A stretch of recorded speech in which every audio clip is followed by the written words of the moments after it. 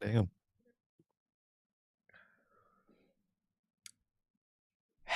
You know, uh, goddamn is right. Goddamn is right, man. How is everybody doing here today for another edition of NHP?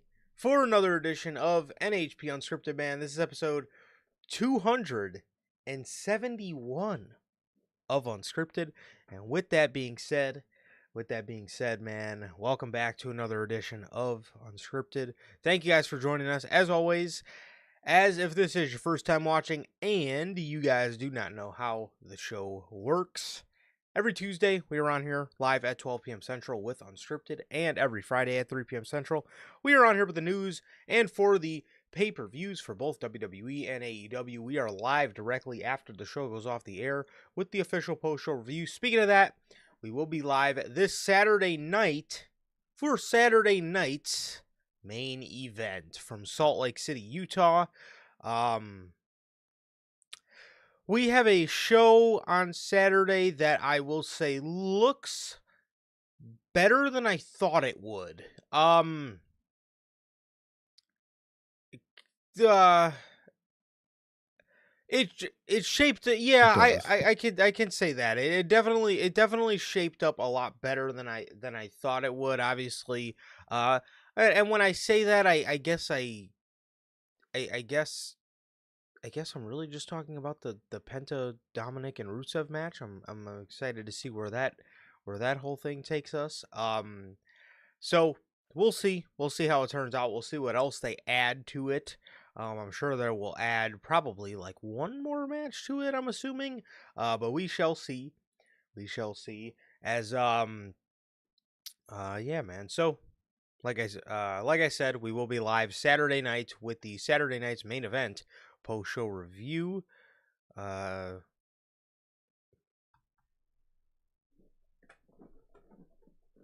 mm,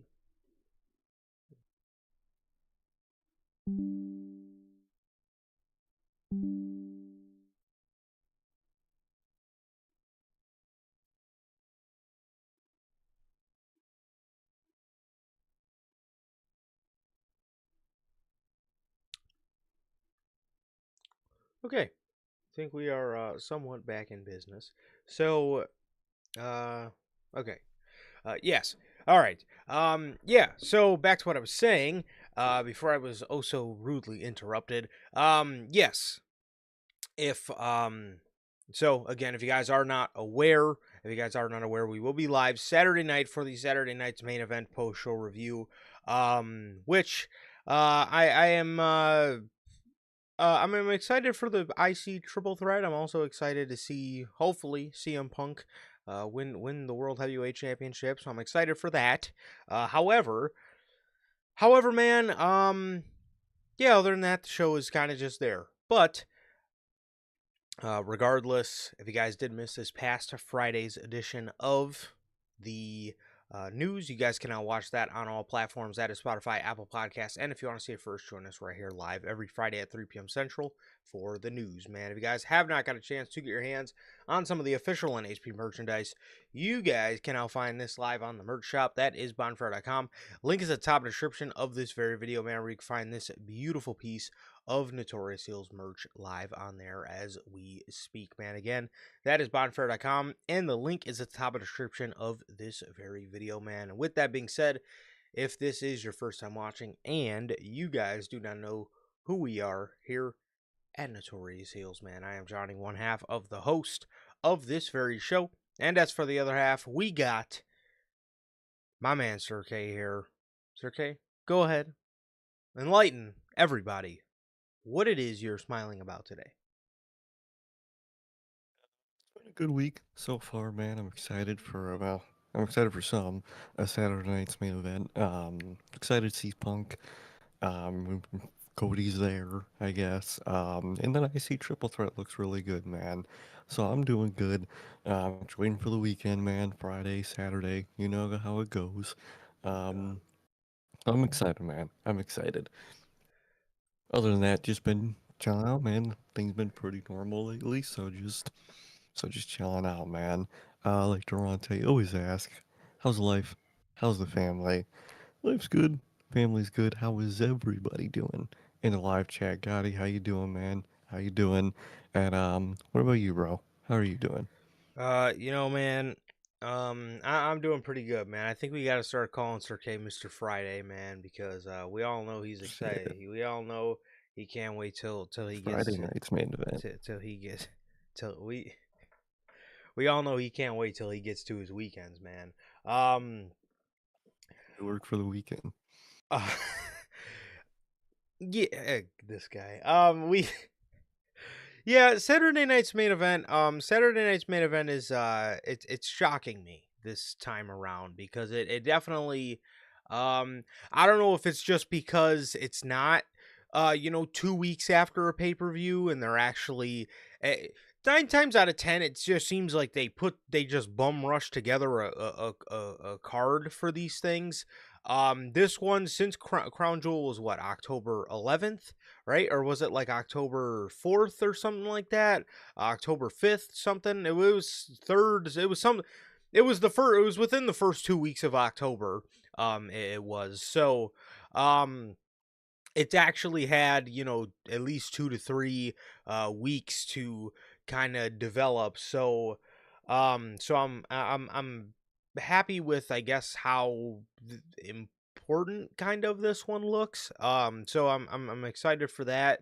I'm excited for that, man, and like I said, I'm excited to hopefully see CM Punk win the World Heavyweight Championship. So we will see. I don't know what they had going on Monday Night Raw.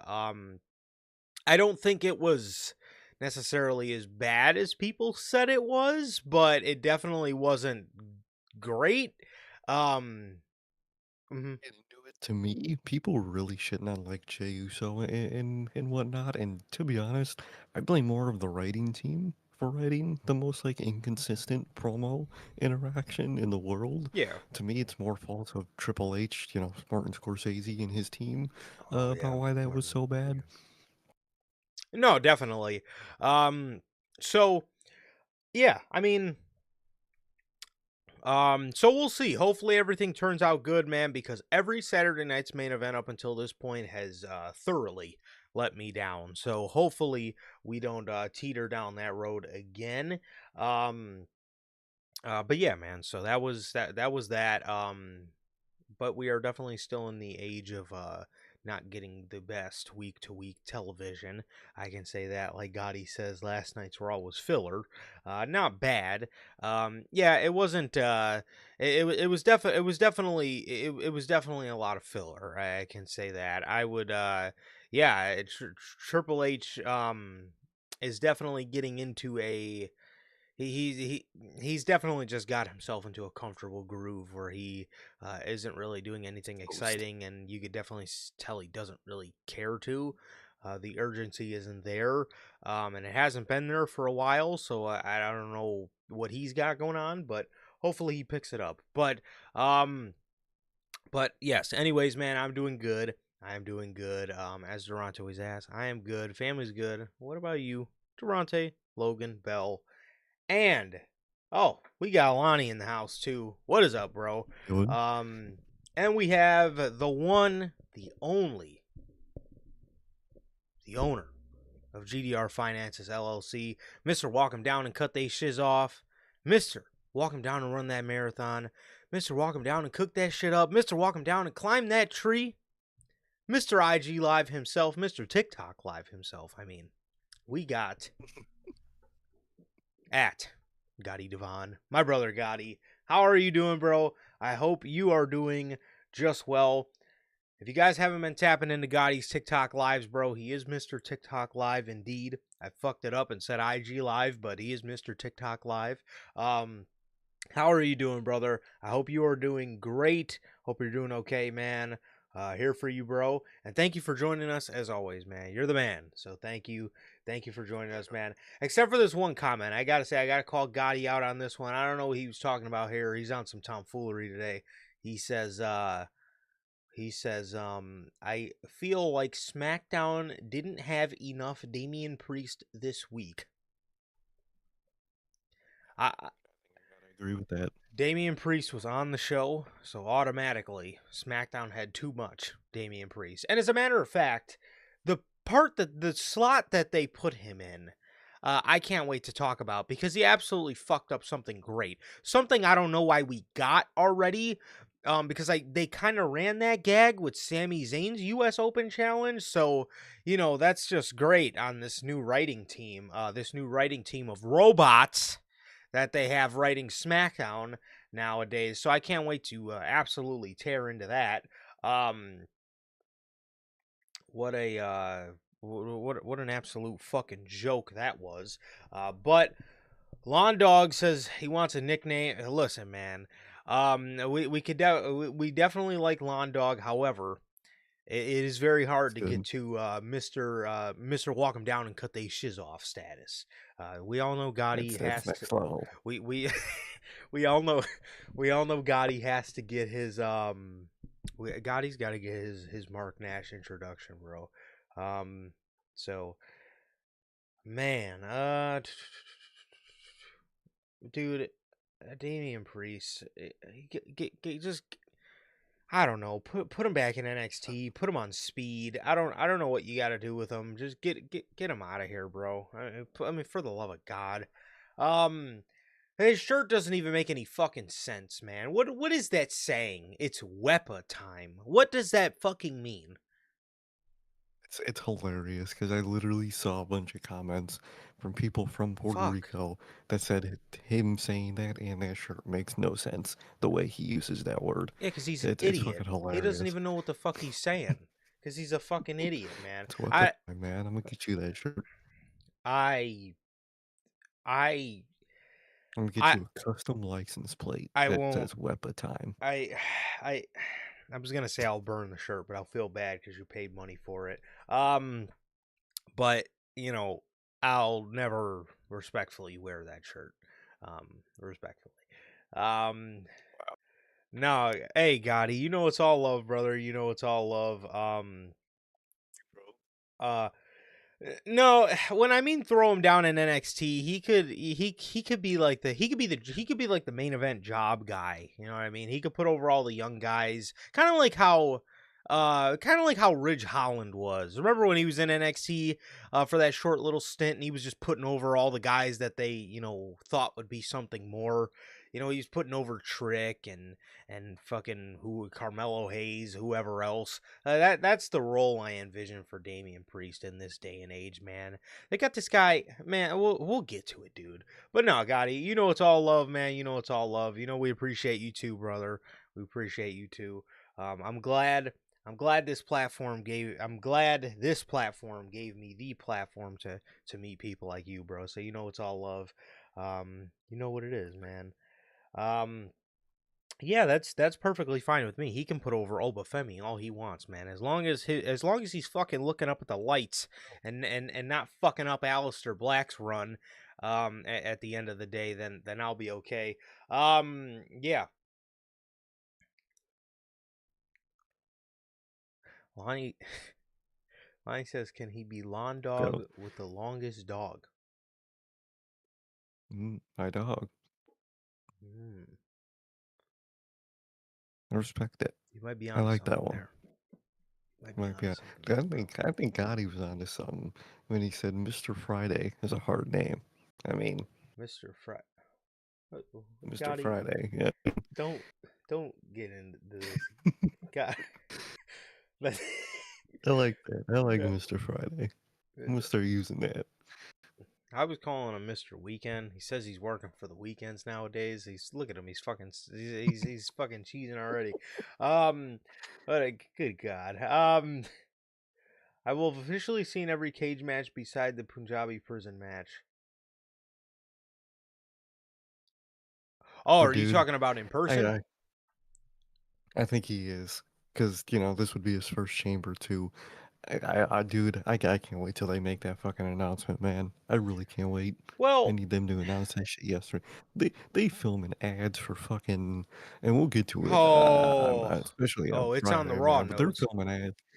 Oh, They're filming ads for fucking WrestleMania like we don't know where it is. Can y'all dude, come to Chicago, film an ad for Chamber, please? I was gonna say, film a fucking video of me walking on the fucking Dan Ryan alongside the You'll get shot. the the Walking the Dan Ryan. yeah, bro. Hold on, let me cook. Film a That's a death wish. yeah, you can't even walk on a fucking expressway, but film a fucking. They got the money to close it off. It's fine. You don't fucking move on that thing anyway. Film a video of me. Really don't actually. Yeah, film a video of me walking on the fucking Dan Ryan alongside the the skyline. There you go. And then fucking tease everybody like you're about to debut some faction. Everybody's thinking this is some type of faction they got going on, and it's a fucking WrestleMania ad, as if we haven't known forever that the thing was in Las Vegas. I don't understand it, but my God, yeah, I don't know. They got to they gotta do something, bro. The only cage I've ever seen live is a steel cage. A steel cage. I've seen a Same. steel cage match. Is that we have? And we've seen War Games. Oh Twice. shit, you're right. What the fuck am I talking about? Yeah, I have seen War Games. Twice, actually. What if I don't mind me. I've seen a steel cage and I've seen War Games. So that's, have I seen anything else? Like a structure live? I don't think so. I'm excited for a chamber though, man. I'm excited for a chamber. It's Pretty gonna be excited. stupid lit with all of us there, bro. So I'm ridiculously Can't excited wait. for that, man. So yeah, but let's see. We got, I'm trying okay. All right. Here, I got you, Lonnie. I'm gonna, okay, this is what I've been trying to find. I will link. Boom. I linked it in chat. Hopefully it works. That is the link to Mr. Walk 'em Down and Cut They Shiz Off. That is the link to Gotti's that is the link to Gotti's TikTok. So go hit Gotti up. Tap into his lives, bro. I'll tap in. Speaking of tapping in, well, no, no, no, no need, Gotti. It's all good, bro. It's all good. Always, dude. I'm sorry, guys. It trust me, it'll be a good time, not a long time. We got AEW Dynamite, man. Holy fuck. We got AEW Dynamite. This is this was from San Antonio, Texas, and I can tell you Dynamite was not, I repeat, not the best thing going on in San Antonio, as that is reserved for Mr. Victor Wembanyama, because for those of you guys who watch basketball, holy fuck. We've never seen anything like that. I've never seen anything like that, and I've watched Kevin Durant play. A guy that is 7'6" and moving, 7'5" and moving like a fucking point guard. Dude, he looks like me playing basketball against my niece out there on a mini hoop. Okay. Holy fuck. Again, for those of you who watch basketball, I can tell you right now, Dynamite on October the 22nd is not the best thing happening in San Antonio these days. Gotti says the feelings I have to Wemby have to be the feelings Jordan fans have watching LeBron. Oh. You're already starting to see some of that too, because you're starting to kind of see, and I was seeing some of it on Twitter, like, Wemby wouldn't last in the early 2000s. And it's the same thing people said about LeBron. They were like, LeBron wouldn't last in Jordan's era. So now all the unks of our era are like, dude, Wemby wouldn't last. He's 7'6" and moves like a point guard. If you can honestly tell me he would not be fucking better than half of the motherfuckers not named Kobe Bryant in the early 2000s, then I fucking I highly doubt that. I highly doubt that. Yeah, again, Dynamite this week was in San Antonio, and it is not the it's not the best thing. It's not the best thing going on in San Antonio for sure. It might be an MVP season for Wemby. I don't know what happened when he was training with them monks over the summer. But they taught him some ridiculous shit, because that man is out there playing like an absolute demon. I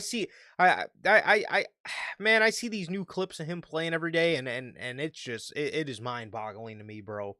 However, Gotti, he says if Wemby wins MVP this year, D-Rose legacy is over. I don't know about that, but I'm also talking with ridiculous Chicago bias. Derrick Rose will always be a legend. There will never be another point guard like Derrick Rose, bro. But I love Derrick Rose. I listened to that Derrick Rose MVP song like 30 times oh, for dude, like a month straight at one point. I used to love that song when I was a kid, bro. No, because Dude, I would lower my okay, when I was in middle school, I would lower my basketball hoop to 6 feet so I could fucking dunk. And I dead ass thought I was Derrick Rose out there, bro. The craziest part, I was dunking on a 6 foot rim for so bad. First of all, it fucked up my shot. And second of all, um I was convinced in my head that that little I don't even know how tall I was. Probably a little 5'3" me was convinced that aha.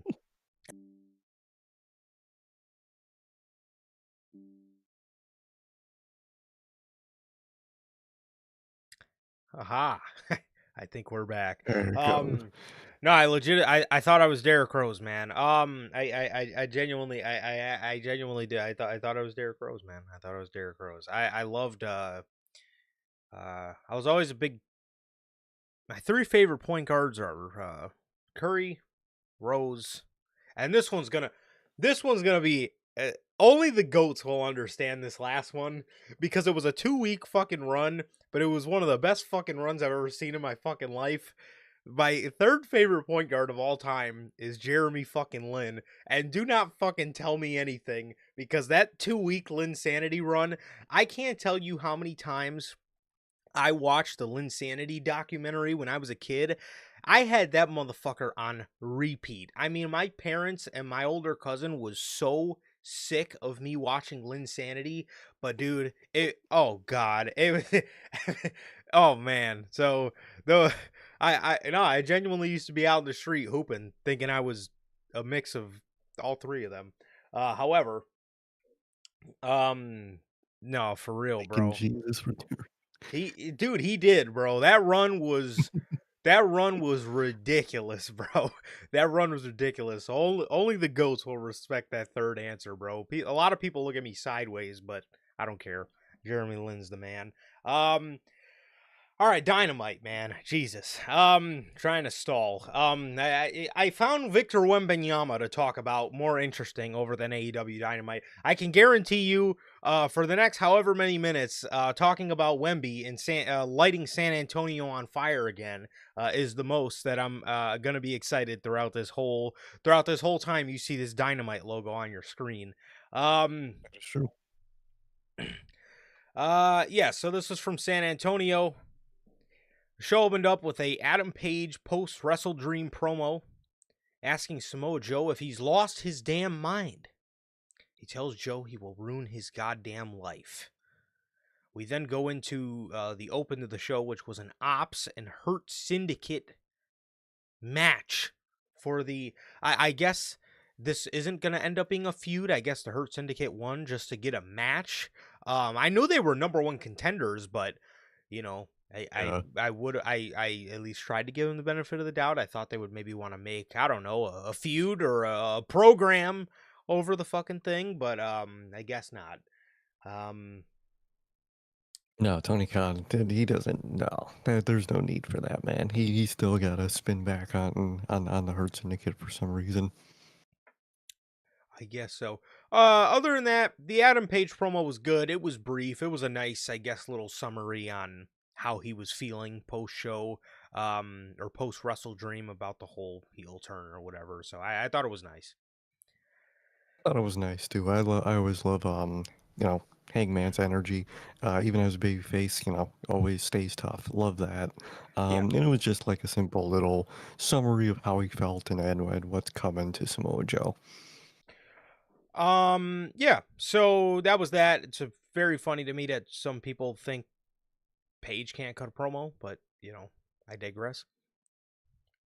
Better than fucking someone on Monday Night Raw, but I digress. Hell, We right have now better than someone on SmackDown. enough. Enough. Enough. Like how The amount everybody of times that I've same asked you person. to respect me. Um, Enough. Enough. Fucking Cody, man. um, Ricochet distracts MVP for a Kakina clutch. Um, yes, Excalibur, somebody has still not informed him that it's called the Kokina clutch, not the Kakina clutch. Even fucking Michael Cole said it correctly at Crown Jewel when AJ Styles did the Kokina clutch. He called it the even fucking Michael Cole, who called who had an interesting name for Dragunov's finisher, and we'll get or one of Dragunov's signature moves. We'll get to that. But anyways, yes, Excalibur still calling it the Kokina clutch.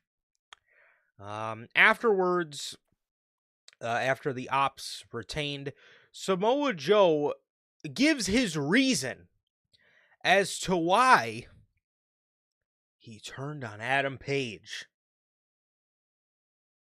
And I don't think this came from Samoa Joe. In fact, I think this came from Chat GPT, which is AEW's version of Writer AI. Yeah. Joe says he turned on Page because he exists.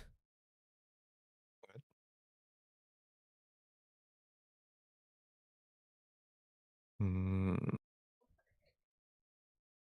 I'm sorry? come again. You turned on Adam Page because you exist. Okay, that's a fucking great reason to do anything. All right. Okay. Oh fucking K, I guess. He turned on Page because do you have any thoughts on this, Sir K? What is your expertise on Samoa Joe turning on Hangman because he exists? I, I, I don't even think Hangman, Samoa Joe, or especially Tony Khan even has insight on this because I don't think there was any insight to this. You could have wrote so much shit down, and this is what Chat GPT spit out for you because Oh, I exist. it gets better.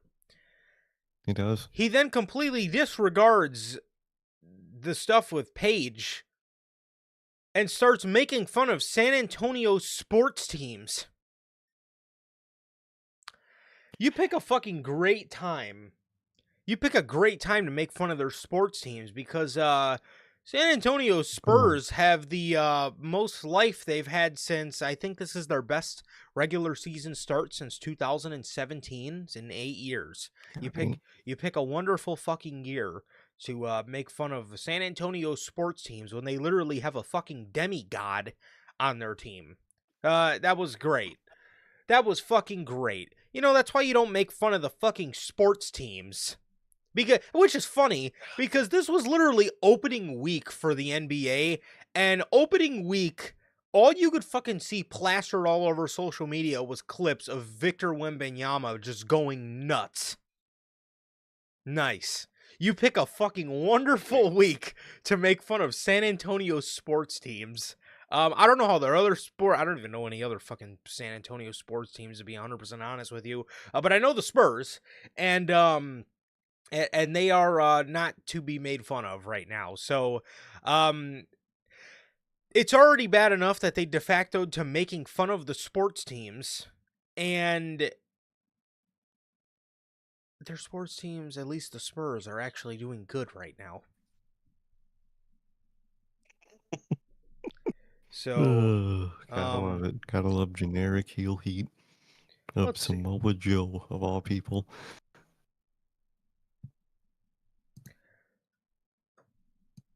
Oh God. Um. Okay, so San Antonio's main professional sports team is obviously in the NBA, the San Antonio Spurs. Other professional teams include the USL soccer team, the Indoor Football League, and minor league teams. So, quite literally, their only major sports team is San Antonio. And Samoa Joe literally said in the promo, "Your sports teams." So he didn't even name Sports drop teams. the Spurs, but there's only one major sports team. I was gonna say, uh, I was gonna say, unless I'm going crazy, I'm pretty sure the only major sports team I've ever heard of out of San Antonio is obviously the Spurs, but yeah, that is actually their only one. So he was making fun of them, and I don't even think he probably drew a blank like I did because he was probably like, let me make fun of their sports teams. All right, I know the Spurs and shit, let me just say sports teams because I'm sure there's other ones, but I just don't know them. I'm sure that's what happened. Um, so yeah, that's just wonderful. That's wonderful. Samoa Joe, one of the most talented dudes on the mic, making fun of the fucking sports teams and disregarding the heel turn outside of a line where he says he did it they because he exists. What a shitty explanation and a shitty follow up to something that's not even valid. The Spurs are like 4-0 to start the season. Great. Never fails, dude. My God. Darby Allin comes out for a promo. He says he's willing to go places for this company people aren't willing to go.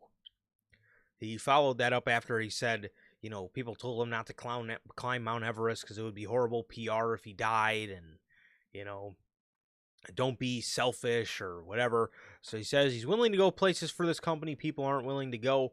He says he will die for this place, as long as the Death Riders are breathing, he will not be far behind. It was a nice promo. It was very brief, and it was a nice follow up to a feud that obviously is going to end up continuing between Moxley and Darby. I think for probably until World's End, if I'm being 100% honest, man. So there's that. I enjoyed this promo from Darby. Definitely, I enjoyed it. I've seen people, even AEW fans, annoyed and shocked that this feud is still going on. What the fuck did you expect? Why would it just end right there? What indicated you that that was the end of the feud at Wrestle Dream? Don't know why people are annoyed and confused at this feud still continuing. It's very obvious it was gonna. How else are you gonna set up blood and guts and in the aftermath, man? But I like this. I like the path the story's going on. I do, and I can't wait for that end of World's End. When they turn on Moxley, I think it's gonna be a great moment that they're building up to. I think so. I think so. I think it should be nice. Yeah, I didn't expect. I'm actually fine with this going two more. I'm actually fine with this going two more matches. To be 100% honest, this kind of reminds me.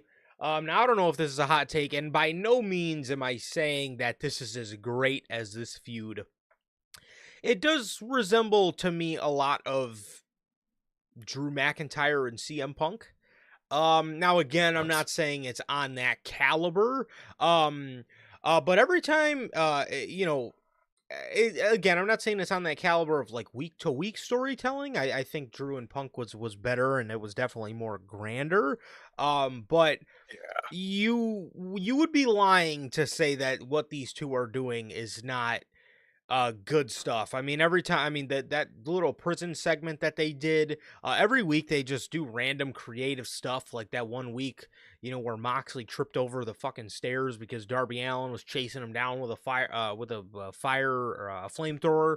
um so there was that, and then obviously, dude, who was to complain about the last two matches? I mean, there's a lot of people to complain about the last two matches, to be honest, but especially, It's gonna say, Darby Allin getting drowned in the aquarium. There was the that. aquarium.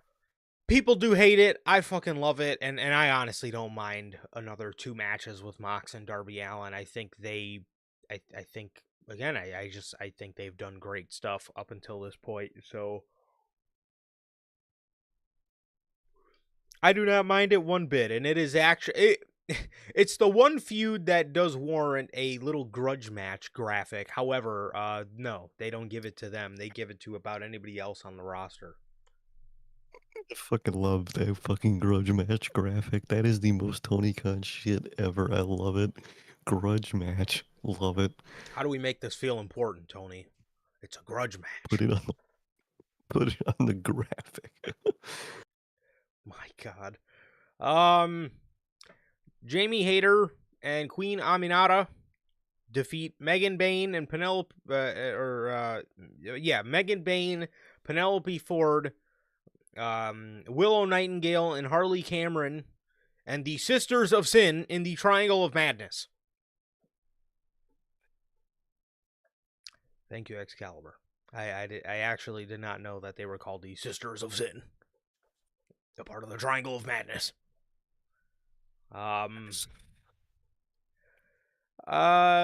Yeah, Jamie Hayter and Queen Aminata now get to choose their first round opponents for the tag title tournament.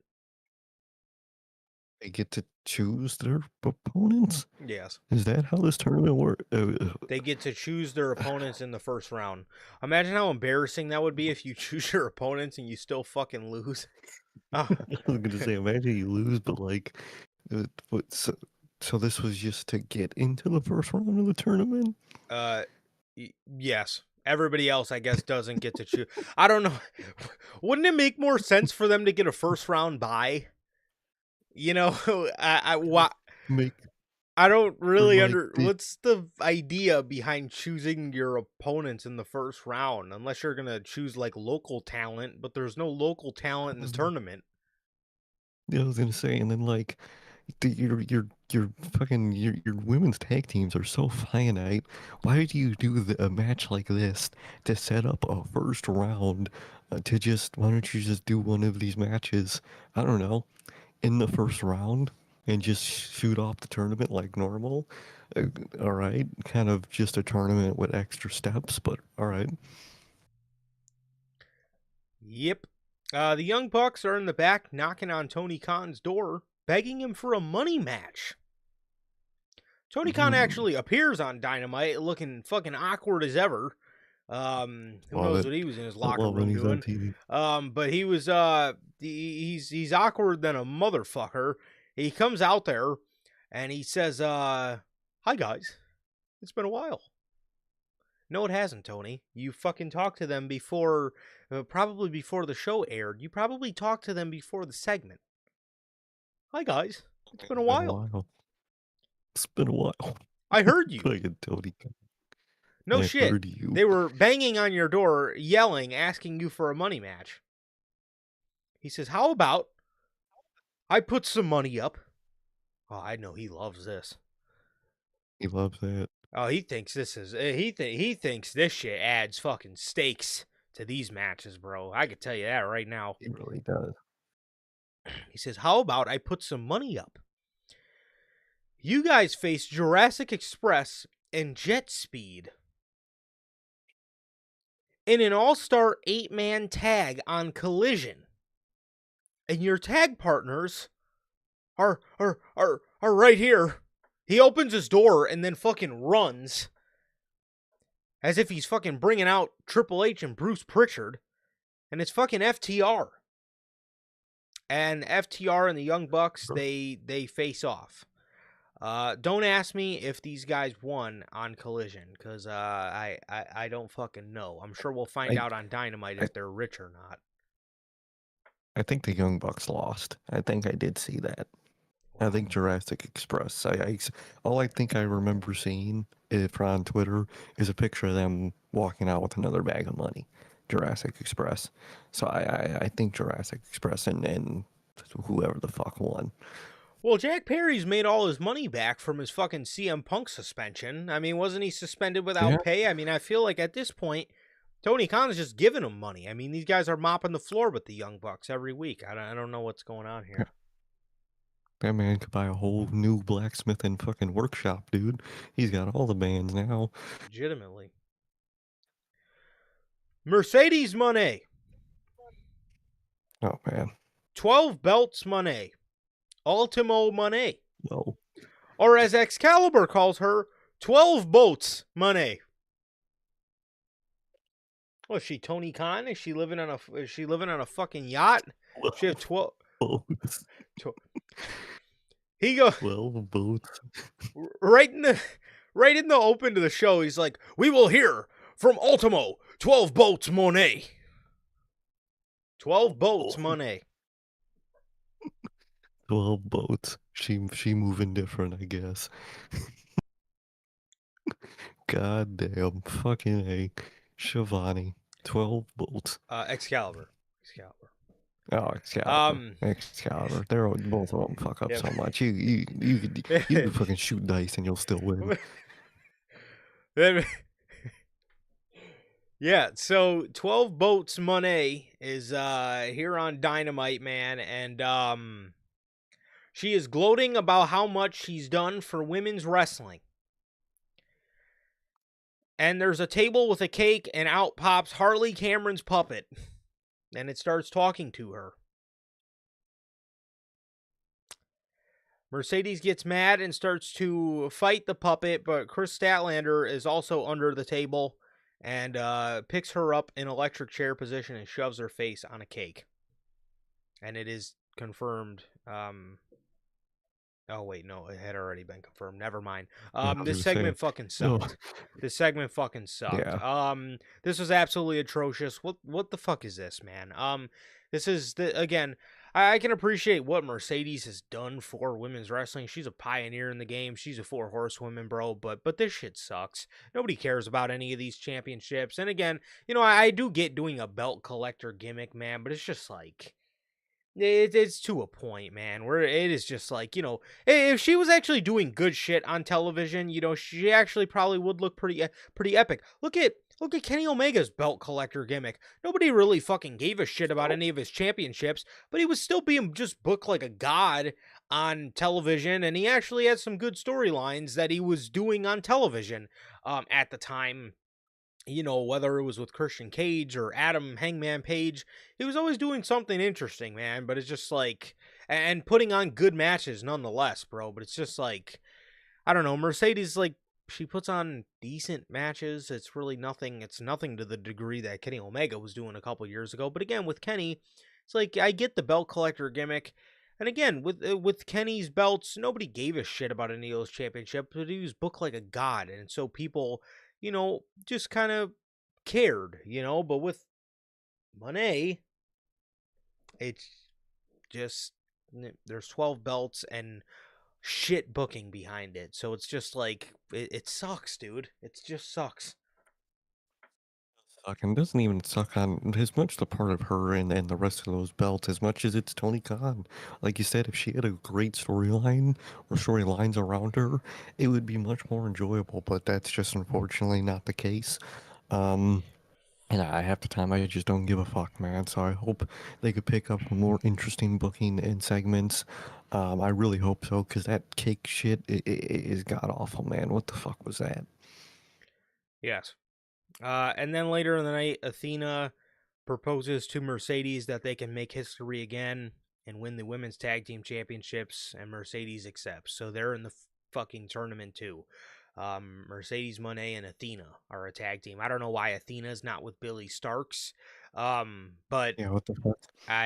she's with Mercedes fucking Moné, I guess. Okay.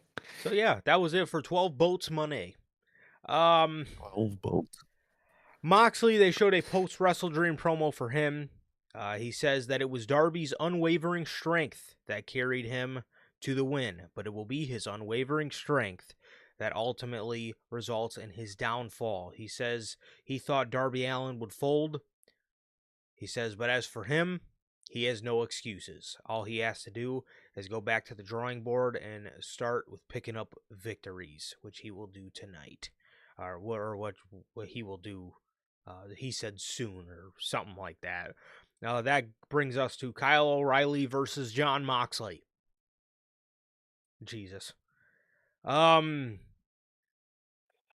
Moxley, If you could say anything about Moxley, he had another dope entrance. He was like on the outside of the arena, which had like a cool tile wall with some nice lighting. Um, this actually was very interesting. I forgot about this. I actually did fuck with this ending. So Kyle O'Reilly has an ankle lock in on John Moxley, and Moxley's standing up, but he can't get out of it. He's standing up, hopping on one leg in the ankle lock, and he straight up punches the referee while he's in ankle lock position. And the way Bryan Danielson explained it, I actually really like it. John Moxley punched the referee and got himself disqualified because he would rather do that than give up again.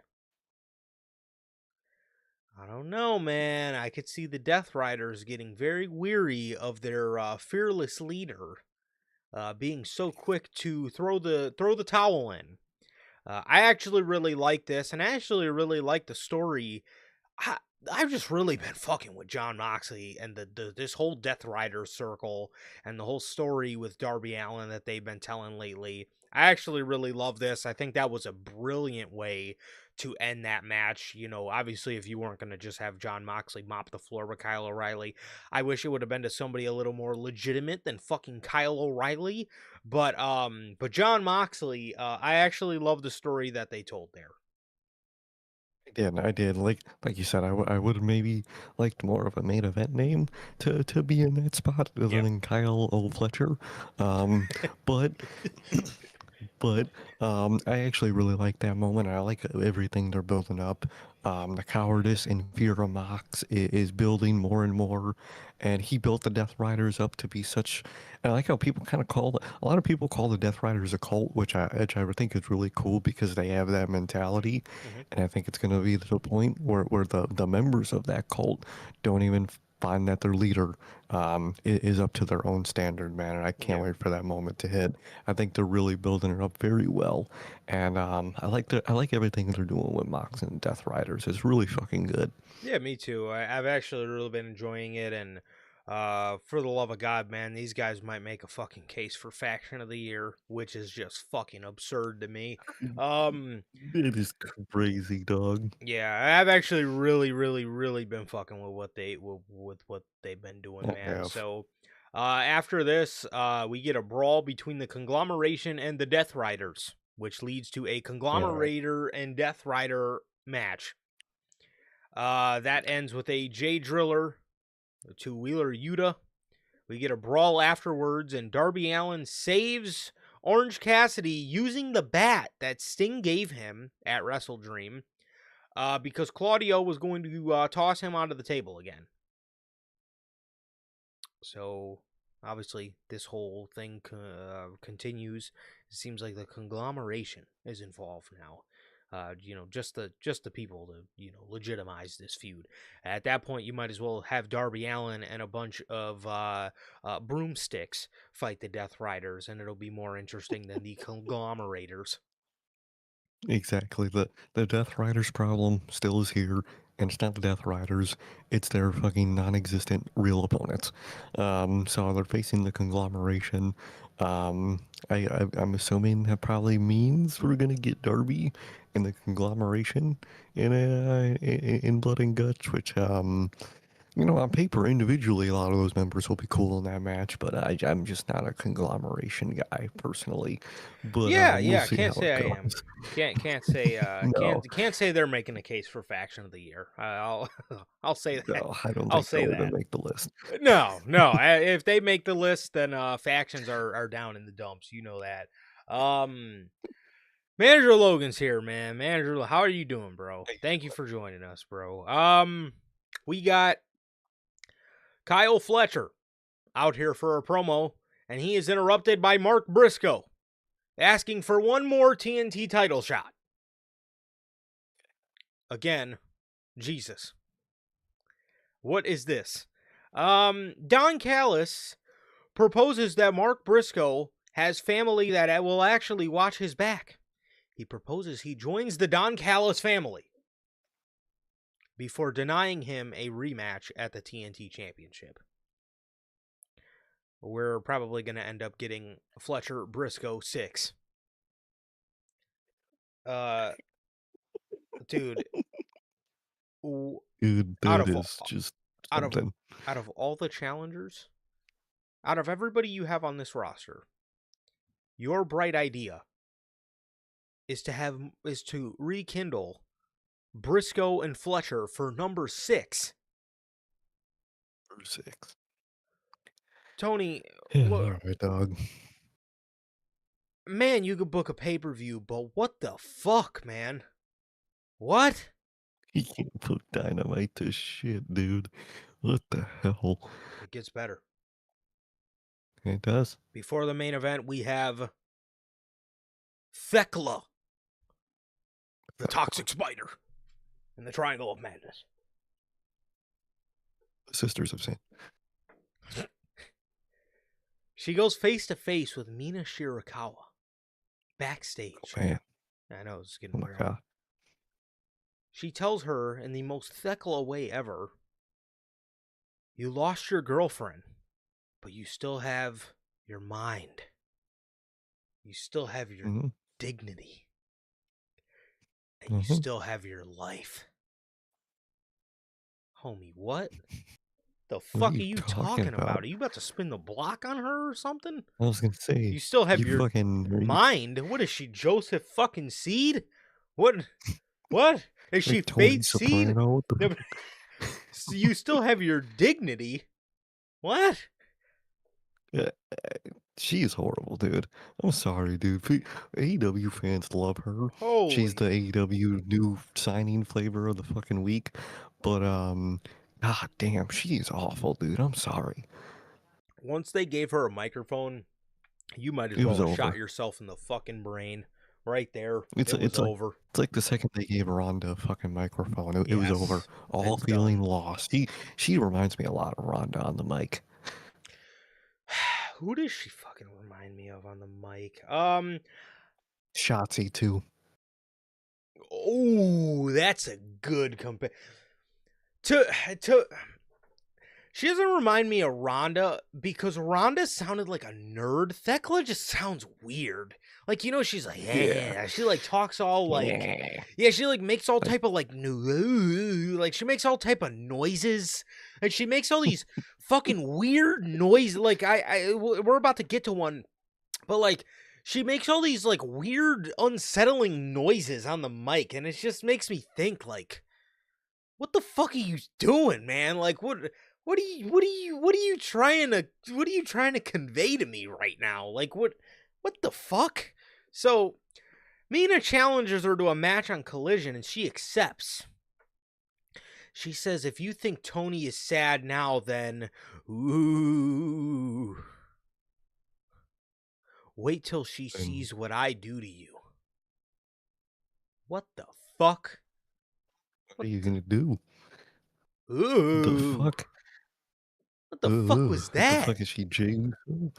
Yeah, what is she about to fucking yeet? I mean, what is she doing, man? Get her off the mic, bro.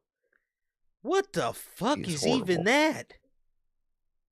The hell is even that, man? Seriously, that is my genuine reaction when she is on television, man. She is awful. I'm sorry, just truly awful. I'm watching this fucking promo, and I'm just sitting there like, yo, Tony, cut the shit, man. What is this? What is this? Why? Why are you giving her a mic? Man, she has got to be one of the weirdest fucking promos I've ever heard in my life, man.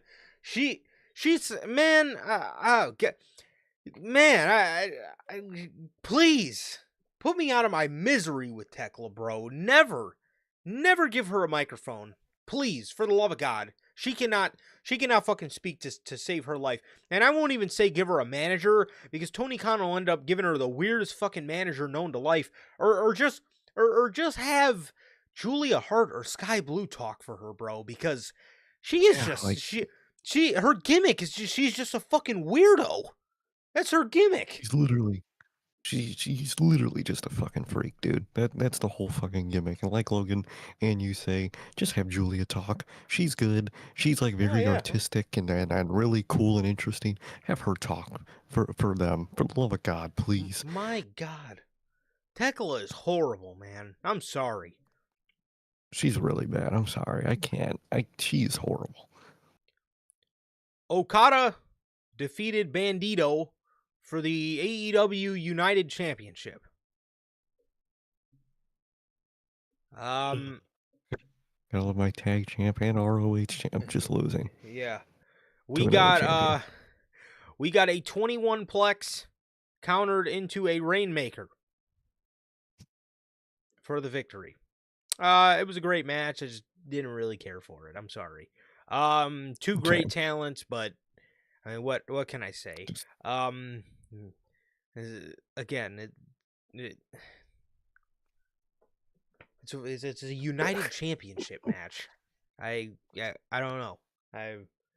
Um Afterwards, the Don Callis family celebrated with Okada, and Takeshita comes out to stare down Okada. So that was Dynamite, guys. they're really I'm lost. they're really setting up Takeshita and Okada, Oh and I yeah. get it, and I'm excited for it, but I just don't care about Don Callis and the Don Callis family aspect. If it was just two, you know, essentially current and ex New Japan guys, and you could like revolve something around that, that'd be really cool. But just the whole Don Callis part, I just don't give a fuck about. I'm sorry. Yeah. So that was AEW Dynamite. Gotti says he messed up his shoulder last night working out. You got to be careful, man. You got to be careful. I would I would be lying if I said that I obviously haven't messed myself up in the gym before, and No way. he says he was ego lifting on stream and tweaked it.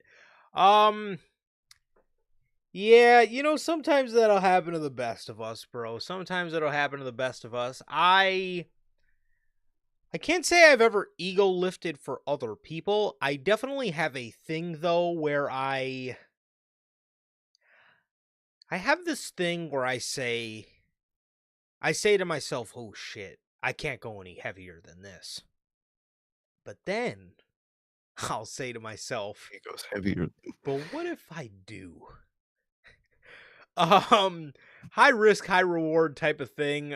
Sometimes it works out, sometimes it doesn't. But you got to be careful, man. You got to be careful. You got to be careful. But I hope everything's okay with the shoulder. Just try to rest it up.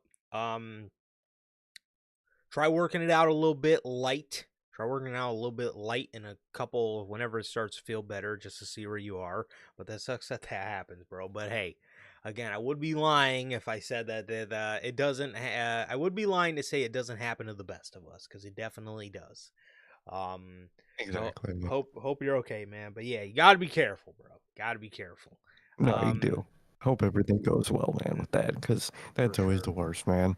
Yeah, I've had a lot of setbacks in the gym, at least for me. Those are some of the most mentally challenging Challenge. Mm-hmm. fucking pieces of work that you can get, man. So they definitely suck. But yeah, man. Speaking of something that doesn't suck, there it is, man. W Energy. W is an energy drink loaded with vitamins and nootropics formulated to improve focus without getting the jitters. W is a clean formula that is sugar-free, zero-calorie, free from fillers and artificial colorings, with 150 milligrams of caffeine per serving. You can get your W products today with the link below and code NHP at checkout to save yourselves 10% on your next W purchase. Truly, always got to shout out Dubby. Whether workout, whatever you may need the energy for, whether it's Saturday night's main event, Friday night main event, whatever you guys are doing on the weekend, whatever it is, if you guys need the energy, you don't want the jitters, and you want it to taste good all at the same time, can never go wrong with Dubby. Always gotta shout out Dubby. Yes, sir. Yes, sir. And as always, shout out to the amazing people over at W, the official sponsor of what we do over here at Notorious Heels, man. So, hey man, we got fucking SmackDown. We have two things on SmackDown because we're not talking about Mr. Boy Scout this week because the same thing happens every week with Mr. Boy Scout. I think he got into it with Drew McIntyre and then Jimmy came out to save him. Literally every week, Drew McIntyre goes out there to talk his shit. Cody comes out angry, says enough, enough, and that's it. And that's literally all that happens every fucking week with that guy. Enough. I had enough with Cody. Drew, this is getting quite ridiculous at this point. You come out here every week, Drew, and you're bitching and bitching and bitching. Cody, please. Fucking Cody, what happened? Just You're hand one me of the best on the mic. Please. Just hand me the fucking just hand over the title at this point. It's over. Bro's Mr. Good Boy. Bro's Mr. Good Soldier.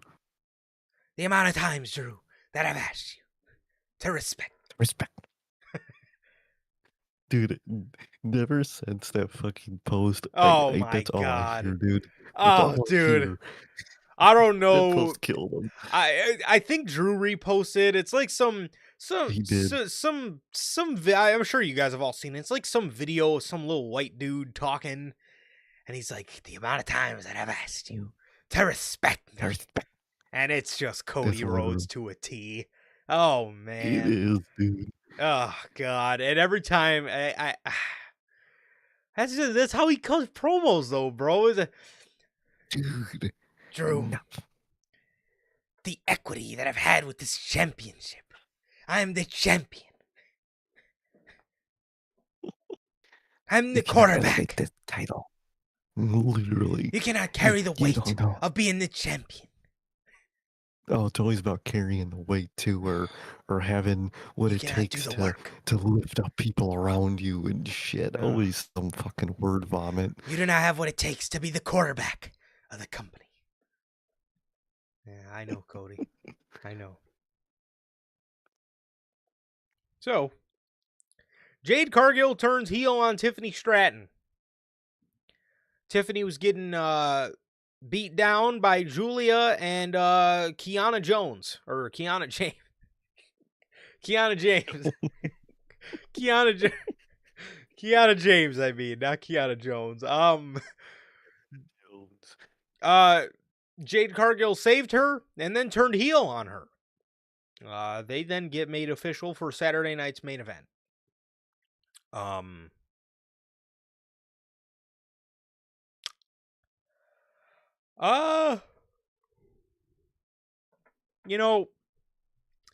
This is I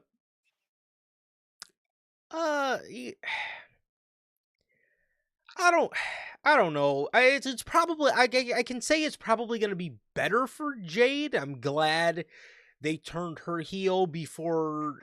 I think she probably needed it. Being that, see, I would like Bianca to go heel. However, I think Jade probably needed it a little bit more. Because the only reason I say that is because I just don't think Jade Cargill had what it took to honestly be a true baby face. I think if you're going to set her out for a role that's going to put her in a position to succeed, it's a heel. However, I personally just wanted heel Bianca a lot more. And speaking of Bianca Belair, where the fuck is Bianca Belair? I know that her finger has got to be healed by now. It's got to be. Every time I hear about her, apparently her finger is healed. It's just like either healed the wrong way or she still can't like bend it or something. So I think like it initially healed wrong. So I don't know if she'll be back, but I feel like if they turn her heel, obviously, like, we're talking about they turn Jade heel. I feel like that means Bianca's ready to come back, And I think that's the overall plan: is face Bianca versus heel Jade. Mm-hmm. All of Bianca's friends turned in the time that she's been out. Obviously, Naomi had to leave for a little bit, but you get my point, man. And Right. I think Jade is I think they're setting up Jade to probably get this title, if I'm being honest. And I think that means Bianca's coming back soon. I really hope so, at least. Fucking SmackDown really needs her. Yeah, I hope so. So, I mean, from the sounds of it, she might have been going through a bandito situation with his wrist Yeah. where it healed, wrong, and they had to, I don't know, wait for it to heal properly again. But I don't know. It's definitely about time for Bianca to come back, though. Like you said, SmackDown needs her. SmackDown needs her, and ultimately, I can definitely see Jade Cargill actually probably getting that championship as soon as Saturday night's main event, and I could See see it. I could see her carrying that thing all the way up until WrestleMania, until she does inevitably get to Bianca Belair. But that is that. So Jade Cargill turns heel. Ilya Dragunov comes out for a promo. This guy was almost to tears, thanking the fans for sticking by him through his ups and ultimate downs of rehab and all the trials and tribulations that come along with that. He says he will continue on the tradition of the United States Open Challenge. His first challenger was Aleister Black.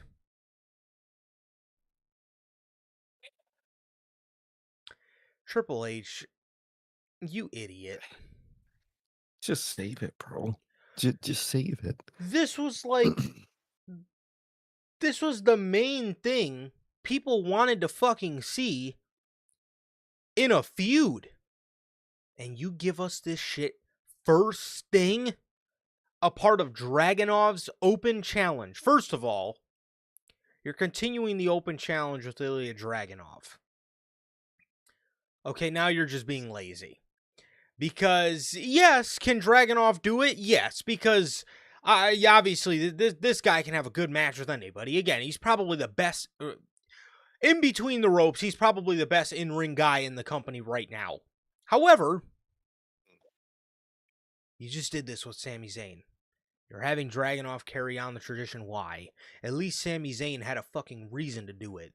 Is because, the whole John Cena tie-in. He started it against John Cena. You're carrying it on with Dragunov because what? We all know the real reason. It's because you're creatively bankrupt and you have nothing for him on Friday night because when it comes to the U.S. Championship, you have no idea what to do if it doesn't include Solo Sikoa. Let's be honest.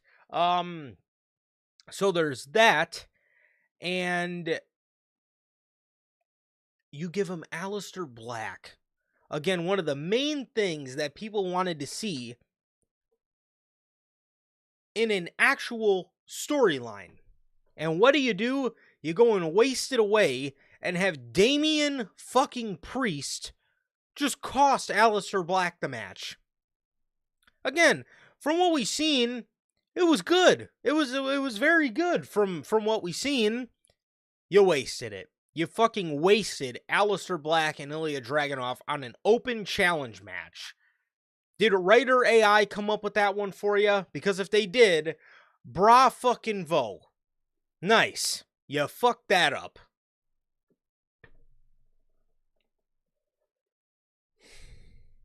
Yeah, man.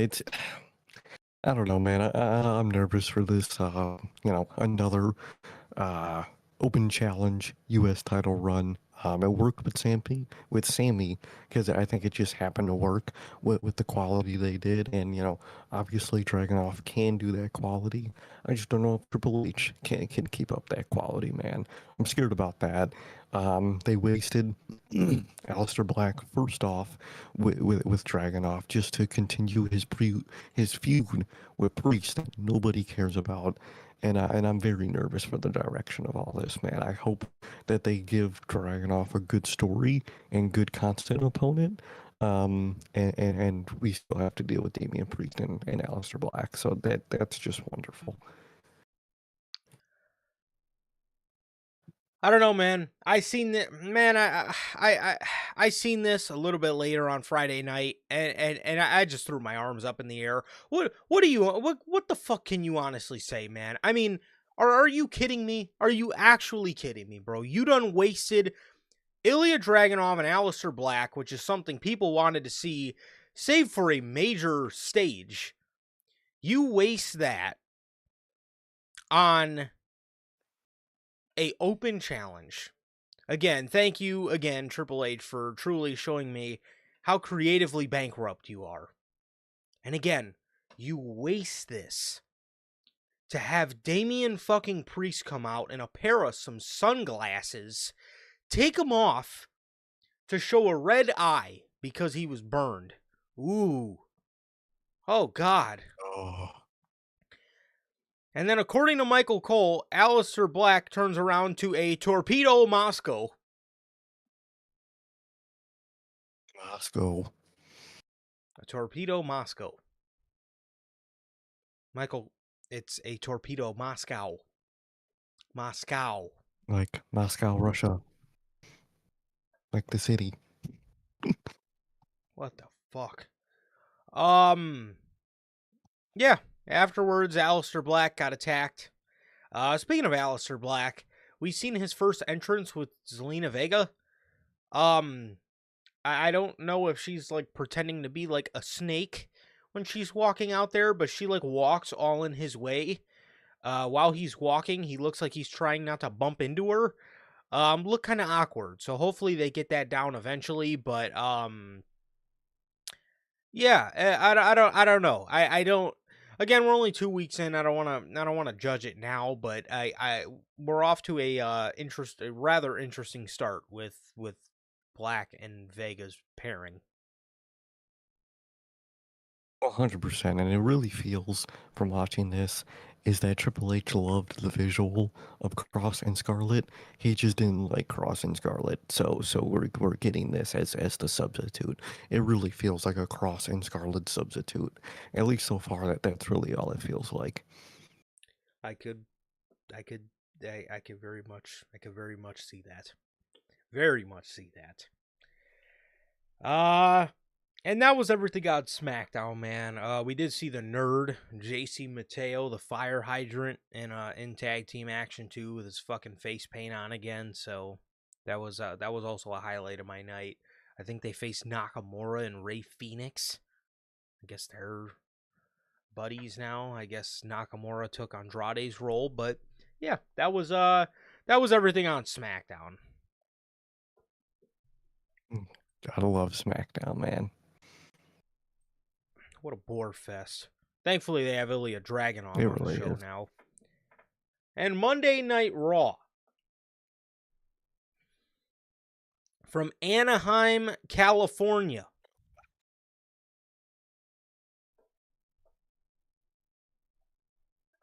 The open of the show is a promo battle between Jey Uso and CM Punk, ahead of their clash for the World Heavyweight title. Jay comes out there. He runs it back. What do you know? He welcomes everyone to Monday Night Raw. He says he's got Roman in his ear. He's got Jimmy in his ear. But it's just me, Oos. And then CM Punk interrupts him. He interrupts him and runs it back himself. They start playing Cult of Personality again. Punk says, all right, that's enough. I apologize for stealing your stuff.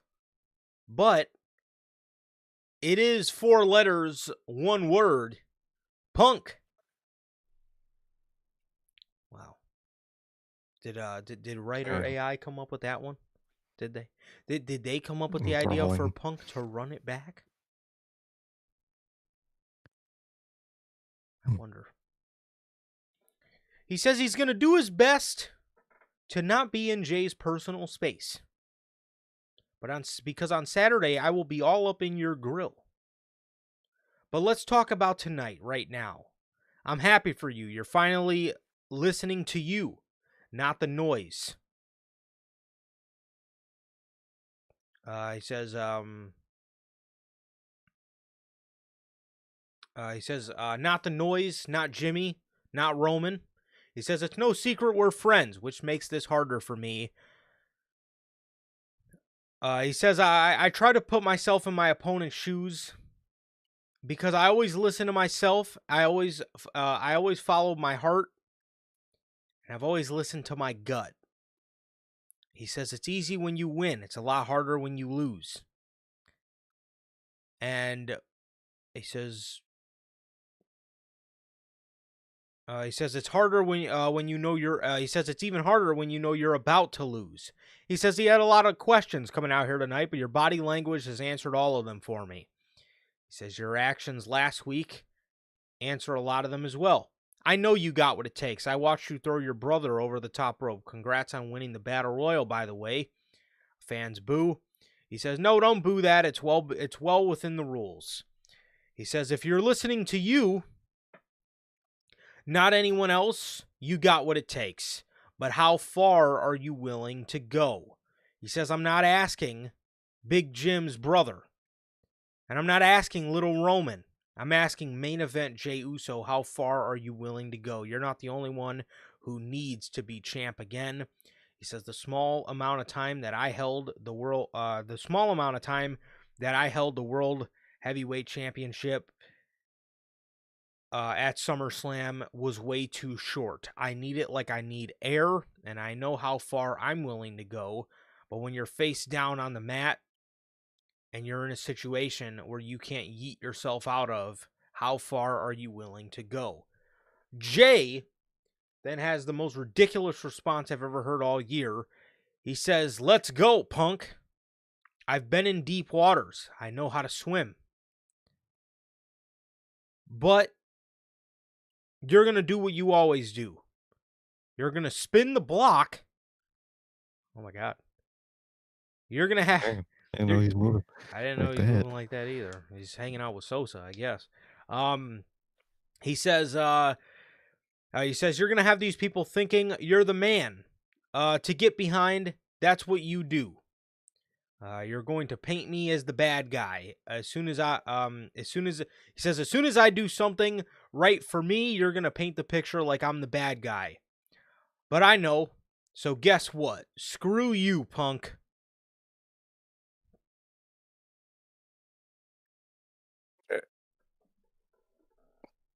Did he not? Did CM Punk not spend his entire promo actually saying what Jay did was right and smart? That's exactly what he said. And that,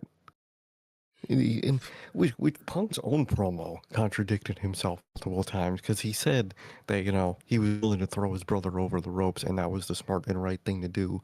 And then ask at the end of the promo if he's willing to go as far as CM Punk for the championship, which you just said he would because he threw his own brother over the top rope, but.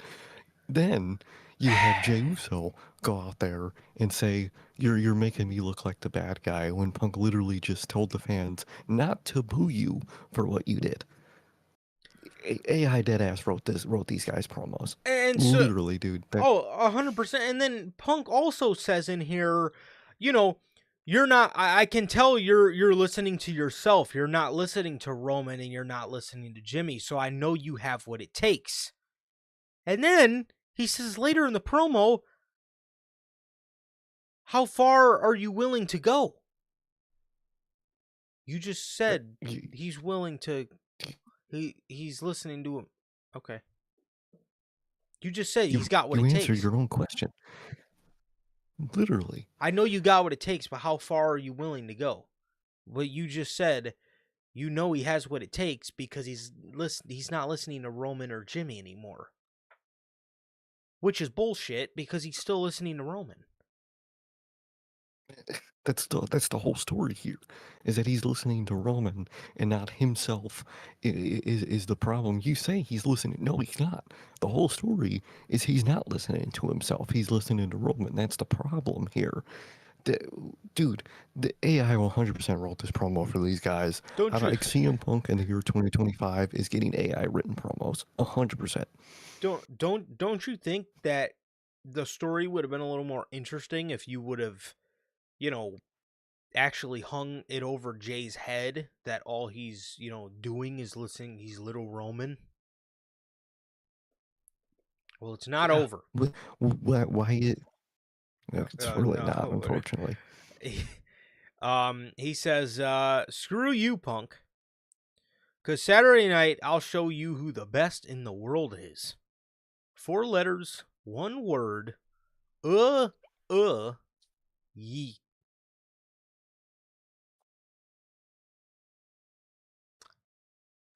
I'll say, the promo segment wasn't as just absolutely horse shit as a lot of people made it out to be. But this was absolutely nothing special. And again, this was a promo battle that just it was filled with completely ridiculous responses. And some of these points that CM Punk was making, he's answering his own questions and he's contradicting what he's saying himself. Um Again, it didn't make any sense. It didn't their routes of dialogue just made no sense to me, man. They just completely contradicted themselves. So that again to me was just I I don't know, man. Again, like I said, it wasn't just as abysmal as some people were making it out to be, man. But again, this was just downright generic. I mean, this was straight out of a 2K universe mode promo, man. It was, and people were really coming down on like Jey Uso for this and whatnot. And this is coming from me, someone who's been highly critical of Jey Uso this year. This wasn't Jay. This wasn't Punk. This was either triple dummy or whatever AI wrote this. You wrote both Jey Uso and Punk to be inconsistent to themselves and each other in this promo, and that was a big problem with the promo. Was the writing these guys were given and told to say? They both contradicted themselves and each other, and all of their own stories. And this none of this made any sense in the slightest, dude. No, no, it didn't. I mean, again, like you said, you got Jey Uso sitting here talking about you're gonna do what you always do, paint the picture, paint the picture that I'm the bad guy. He literally just, I can read it. He literally just said, "Congrats on winning the battle royal. Don't boo that. It's well within the rules." Oh, sorry. He says, I know you got what it takes. I watched you throw your own brother over the top rope. Congrats on winning the battle royal. Don't boo that. It's well within the rules.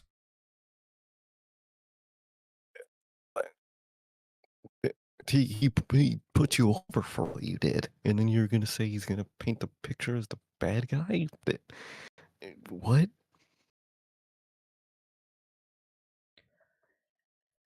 I, I don't get it. And again, CM Punk is questioning how far is he willing to go. When you just pointed out he eliminated his brother from the battle royal. So if he's willing to do his own brother dirty, what do you think he's going to do to you? It doesn't make sense. It just doesn't. It It really it, doesn't. it doesn't make sense. And this is again, I don't know why LA Knight was not factored into this. I think that's what ultimately I think that's what this needed. I think this needed the presence of an LA Knight to, kind of, even the whole thing out here. I honestly think that's what it needed, because Punk and Jay going at it again, it just doesn't make any sense. If you add LA Knight in there, you could point out LA Knight pointing out, things that Jey Uso does that, have pretty much aided the Vision without aiding them, and then CM Punk, CM Punk and LA Knight have their beef. I think doing a triple threat was the best fucking outcome here, because Punk and Jay just wasn't. And again, and even for as critical as I've been of Jey Uso, I'm not saying he shouldn't have even been in the match, but this should not be a one-on-one match. If you wanted to add Jey Uso, I get it, and I actually see your point because of, the whole story with Story he's got. yes, because of the whole story that he has with, the Vision and uh or not the Vision, with Roman, and him, pretty much becoming little Roman, if you will. and being just so championship hungry, it makes sense to have him in there, but not in a one-on-one scenario. And this is why you see it right here, because it just doesn't make any sense. But what do we fucking know, right? But yeah, that's that. That was the open again. And I don't even really blame these two guys, man, because creative should have seen this coming, man. Creative should have, gave them better bullet points to hit, because these bullet points that they hit here just made absolutely no sense. And this little part from Jey Uso here, that's AI if I ever seen any, man. I mean, that is just catchphrase galore. These are old things he used to say in Gunther promos, like swimming in the deep waters. This is a whole bunch of AI if I ever seen any. Exactly, man. Exactly. I do agree with you. This is like one of the times where I'm okay with Jay being in this world title It match, makes but sense. LA Knight should have also been in it. Yes. Exactly. It makes sense for Jay's own story, and the story made sense for LA and Punk, and you had all the pieces come together. Would have been a very sensible triple threat, and you don't go with that. It makes no sense. It makes absolutely no sense, man. It makes absolutely no sense. And again, you know, it would be cool for Jey Uso to be in another world title shot, but then end up losing just for his story. Again, I think that would be good. But at the end of the day, this should not be a one-on-one scenario, man. And LA Knight should have 100% been factored into this, especially with what in the blue hell they had him doing on this show. We got one of our Judgment Day segments for the night. Of course, it was the second thing on the show. Dominic walks up to everybody and he tells them that we have a problem. There's a number one contender match tonight with Rusev and Pentagon. Raquel says, well, if you weren't a cheater, you wouldn't have this problem. They're all rolling their eyes at Dominic. It looked like everybody wants nothing to do with him. That's how I feel about the fucking group. I want nothing to do with them. Dominic says, I never cheated in my life. Finn starts to get mad, but then he calms down and JD tells him, you know what, Dom? We're on our own tonight. We have to worry about getting our tag titles back that you cost us. Dominic then makes a phone call and he tells whoever he's on the phone with he needs help.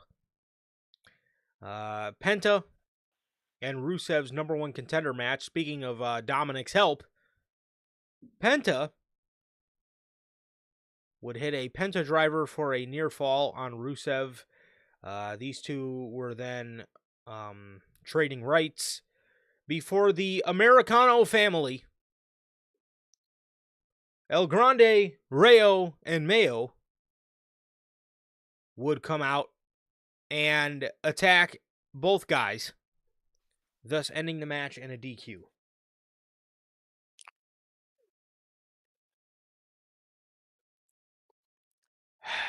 You know,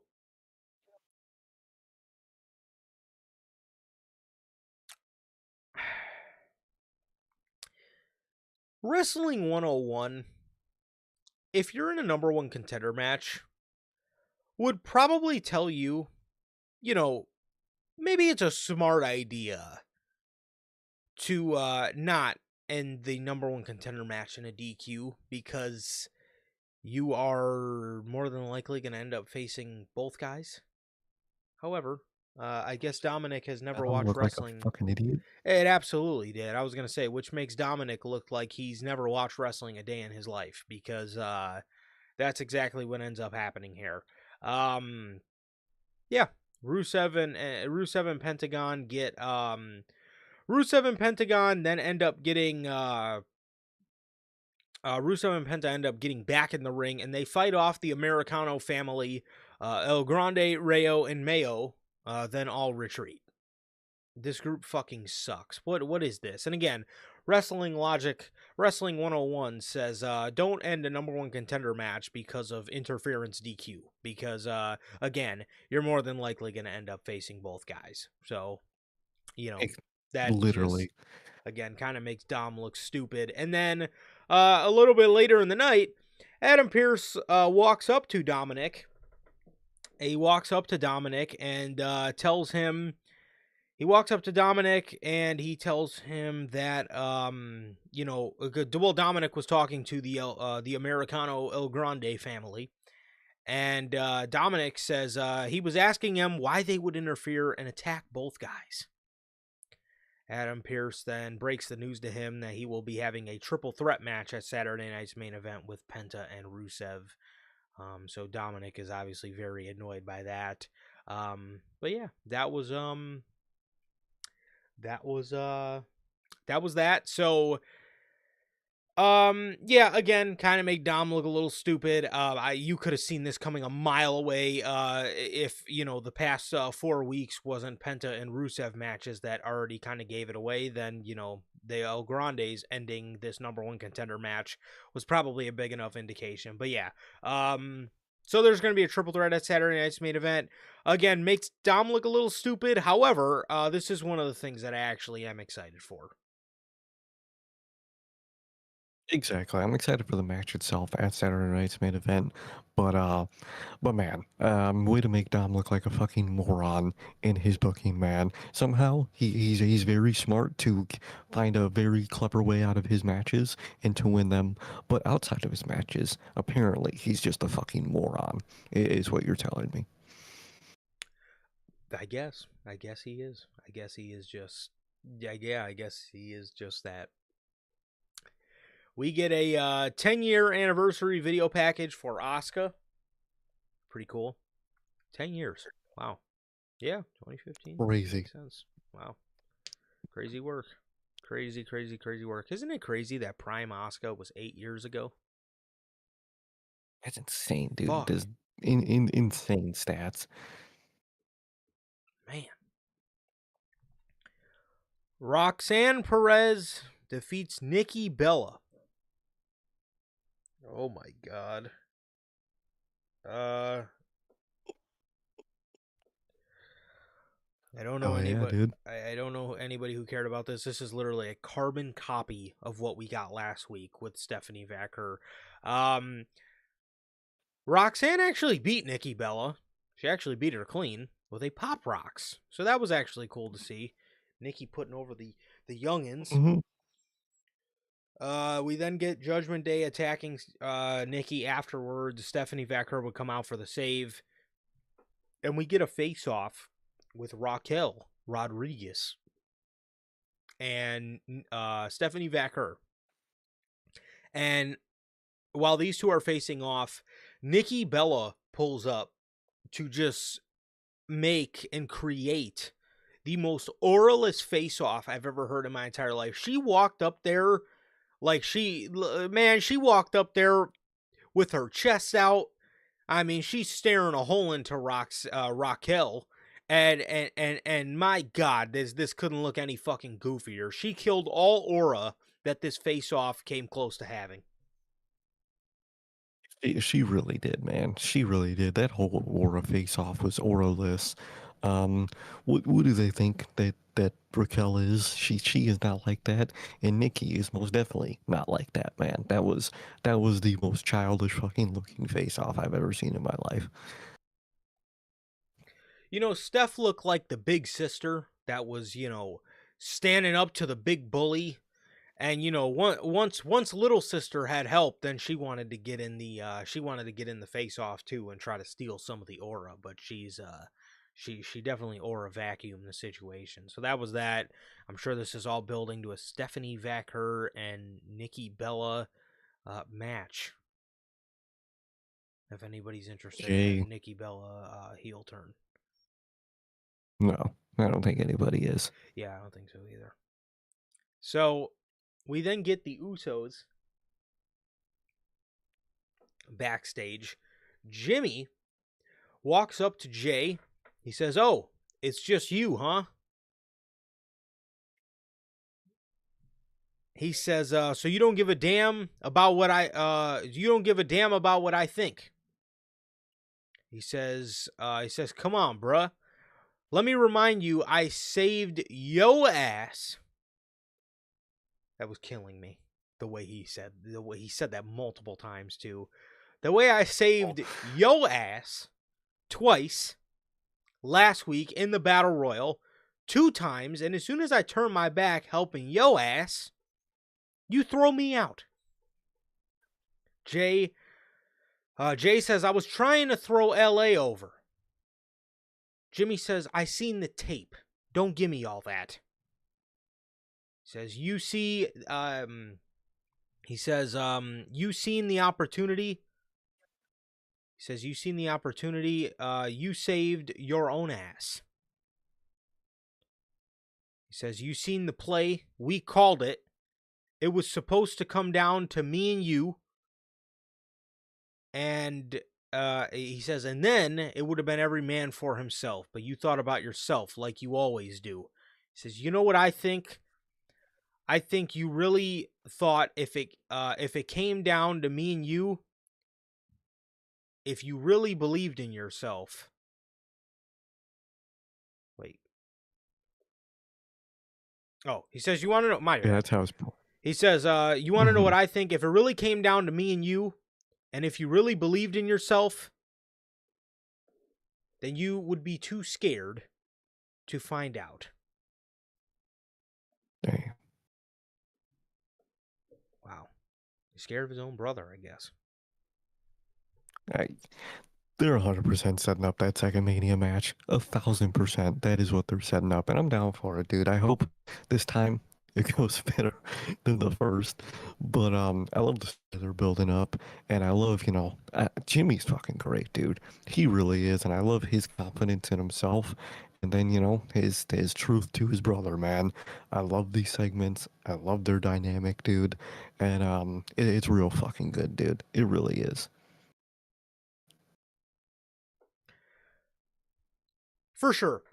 Obviously, yes, Jimmy is a very underrated gem in the whole bloodline. He is one of the more underappreciated members of the bloodline, as a matter of fact. And he is fantastic, man. You see it here.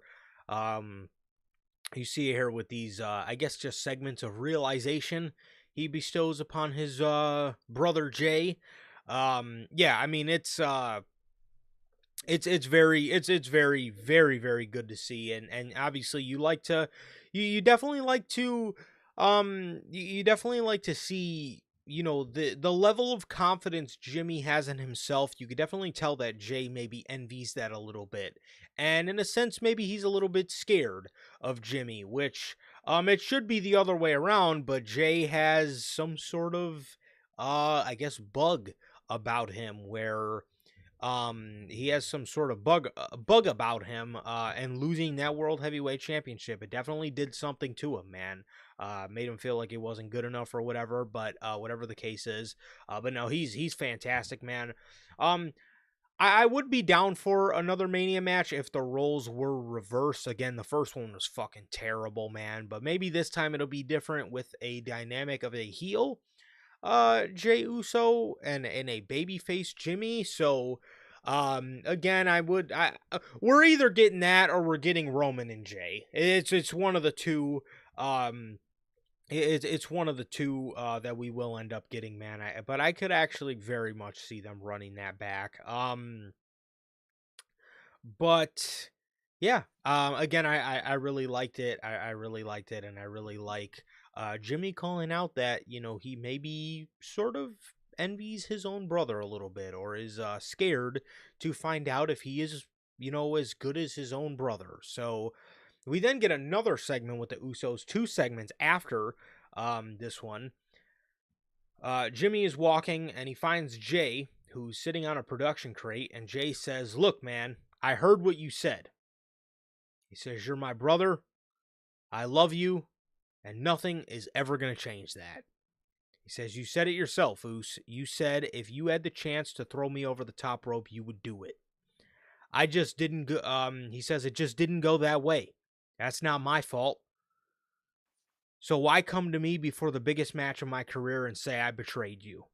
He says, "On some real stuff, I got a lot on my plate. Roman, The Vision, CM Punk. And if he says, if I really can wrap it up, I got a lot of real estate for no one. I got a lot of real estate for no one left. You feel me? Jimmy says, I feel you. They dap up and tell each other they love each other. So it seems like they are, at least going into next week, they are cool until next week, because they're probably going to start bickering again, or something's going to happen on Saturday. Well, assuming Jey Uso loses, he's probably going to be very pissed off and take it out on Jimmy. So I like, again, I gotta say, I like the way that Jey Uso can very much look like Roman in his ways of manipulating. I mean, Roman would do it in the same segment, which made him look like even more of a psychopath. But he would say all these things about the Usos, and he would talk about, he would just rub it in their face, everything he does for their family, and pretty much just belittle these guys. And then he would end it with saying, like, hey, I love you, and these guys would just be like, what? So I really like their idea of having Jey Uso be, sort of manipulative in that way too, man. He's willing to stab his brother in the back and then look him right in the face and tell him he loves him. So I do like that aspect, and it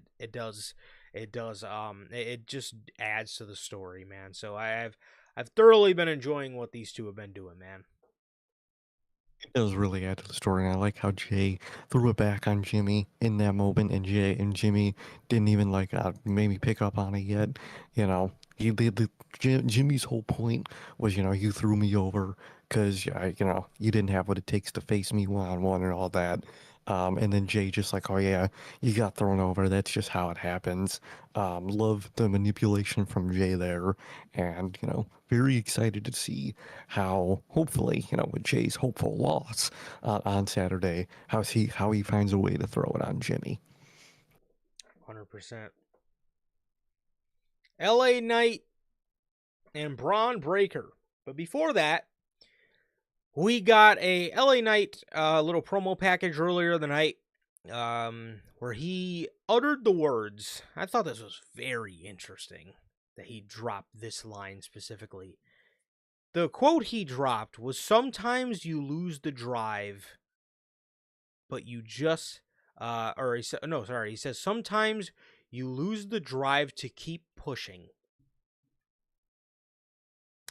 This is very interesting, considering something that happened in the very beginning of their match.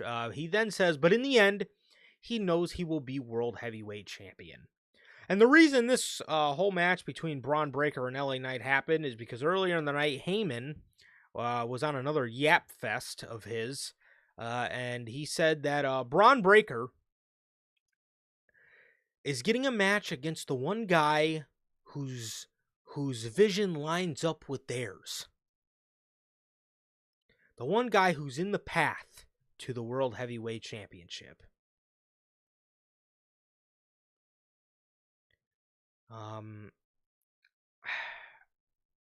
He then breaks the news to Braun that the one guy that's on their path to the World Heavyweight Championship is LA Knight. Because obviously he called out, I just read it off. He said he knows he will be World Heavyweight Champion. He called out, in his promo earlier in the night, he called out CM Punk and Jey Uso, and whoever wins that. And here we have Paul Heyman telling Braun Breaker that he needs to victimize the guy that's on the path.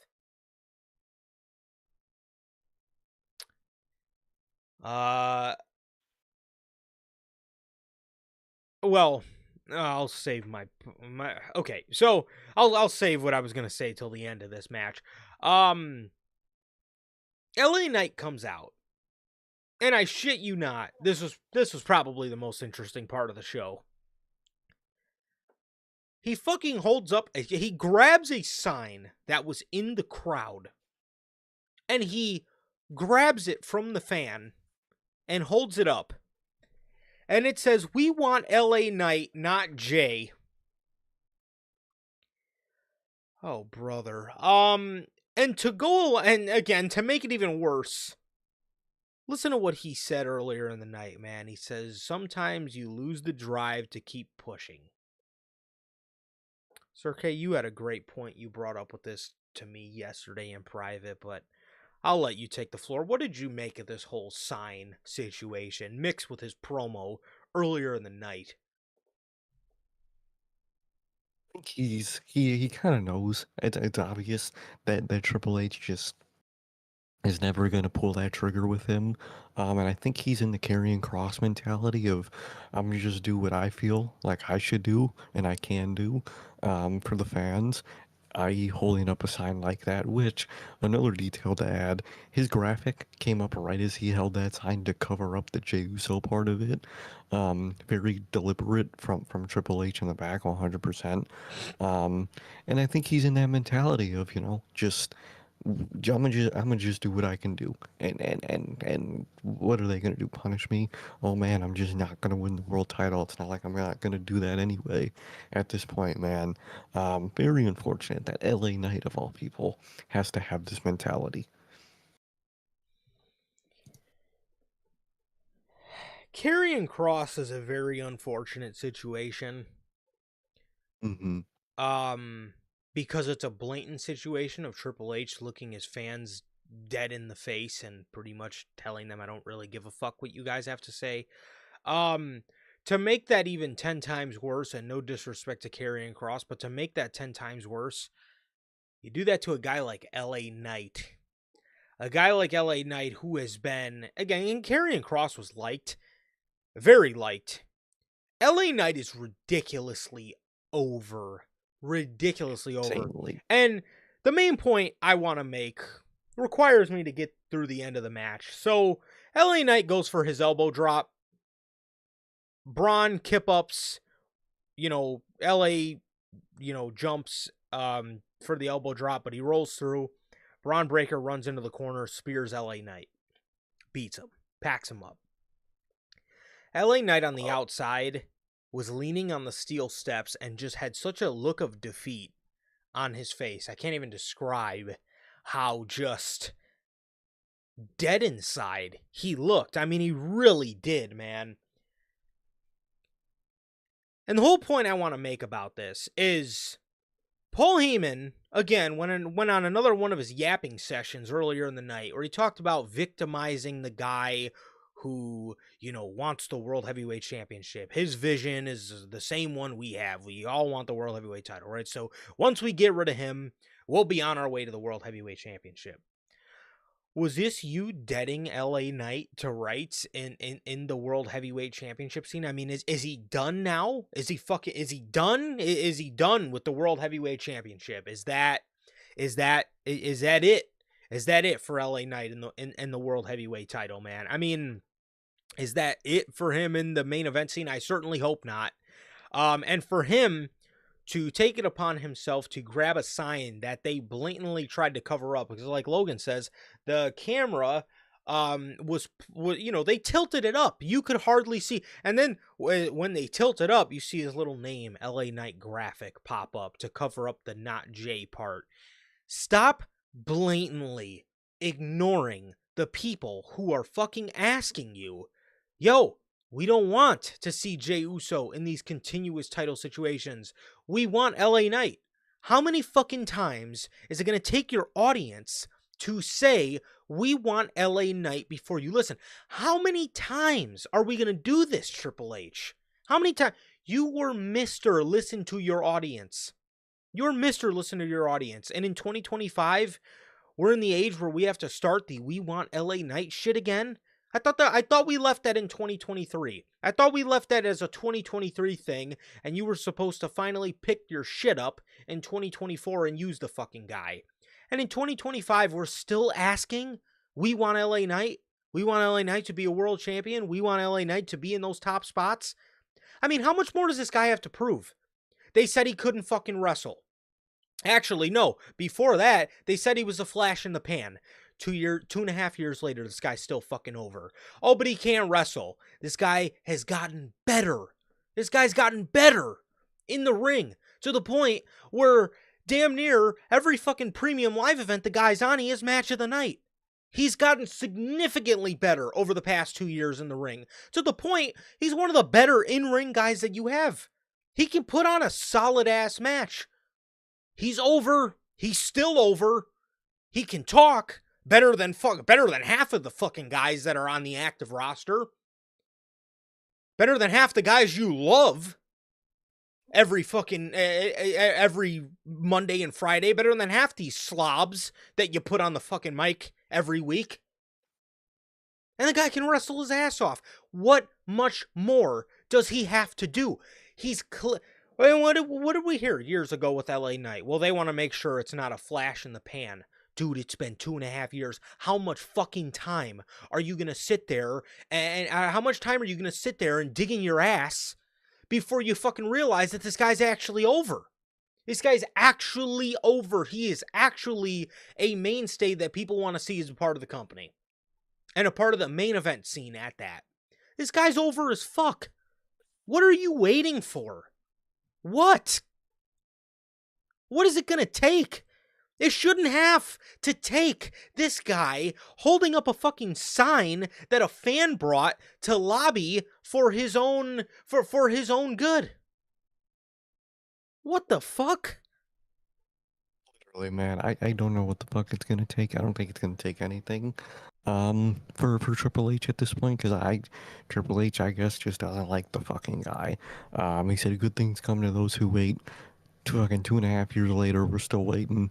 And it's unfortunate, man. He passed every test that WWE tries to put to him. The time test, the over test, the wrestling test.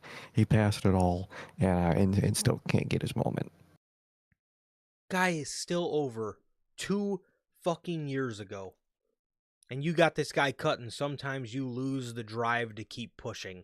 I don't blame you, because Triple H is giving you nothing to fight for. He's absolutely giving you nothing to fight for. This was an absolute joke. And then to see him get packed up like that again. Come on, man. This is what you moved him to Monday Night Raw for? And for this, you could have fucking kept him fighting the motherfucking tree on SmackDown. For this. I mean, At this point, what are we doing, man? What the fuck are we doing here? I mean, the Triple H, the year of 2025, I swear to God, you have absolutely mastered making a complete ass out of yourself every week. Every fucking week. We are to the point where LA Knight has to hold up a fucking sign, which is the second, and I may even be forgetting some. I guess if you count Cross, you could say the third. This is the third time this year where Triple H has been bullied by the talent. Because he refuses to fucking listen. And one of the names that bullied him was John Cena. John Cena had to bully this man. And John Cena had to advocate for the fans himself to get his match with AJ Styles. Karrion Kross bullied you and called you out on your chase for a viral moment rather than listening to your audience. And now here, LA Knight is holding up a sign that says, "We want LA Knight, not Jay." And again, this is coming from somebody who doesn't even mind Jey Uso in the match. I don't care if Jay's in the match, but how is a guy like LA Knight not in that circle of a World Heavyweight Championship match that you've had him in? But we go with Jey Uso over LA Knight, which again, I don't mind Jay. It makes sense for Jay to be in the match. But it makes no sense for LA to not be in that match as well. It's ridiculous, and this year has been so fucking embarrassing for Triple H. So embarrassing. You're booking everybody like shit, yet you want to post on Twitter every 2 weeks you working on a new entrance with somebody. Like he's fucking Martin Scorsese. What the fuck? He's Martin Scorsese. He's booking this. This guy is an absolute, he has made an absolute masterclass out of making himself look like an ass every week. LA Knight, man. I feel bad for him. He absolutely looked defeated at the end of this. I don't know if anybody felt that same way. I don't know if anybody else felt the same. Gotti, you're fucking lying. Well, we'll get to that in a Oh yeah. second. Um, uh, Hmm. I Find um, it for you. yeah, and Hold on. yeah, I was gonna say send it on Twitter. I'll try to pull the picture up, or I'll get the picture so I can cue it for them. But he gets packed up. He gets packed up by Braun Breaker again. So does this mean he's done with the world heavyweight? Because according to what Paul Heyman said, they had to get rid of their problem. Well, he had no problem packing LA Knight up again. So I wonder if the problem's officially gone. So I don't know, and I certainly wouldn't be fucking shocked. This was an Certainly absolute wouldn't be joke, fucking shocked. and I am very I feel very sorry for LA Knight, and I really man, I feel sorry for the guy. He is the last person that deserves that. By somebody who clearly is too busy making an ass out of himself every week, wearing his fucking headset, working on a new entrance. So yeah, I don't know. JD McDonough defeats Sheamus. Finn hits Sheamus with the shillelagh, which leads JD to hit a Spanish fly for the victory. I guess Sheamus is going to be Judgment Day's new. Sheamus is going to be Judgment Day's new. I don't know, weekly beat up. I guess. That Yes. just what I wanted to see. Just what I wanted to see. Exactly. That's what I wanted.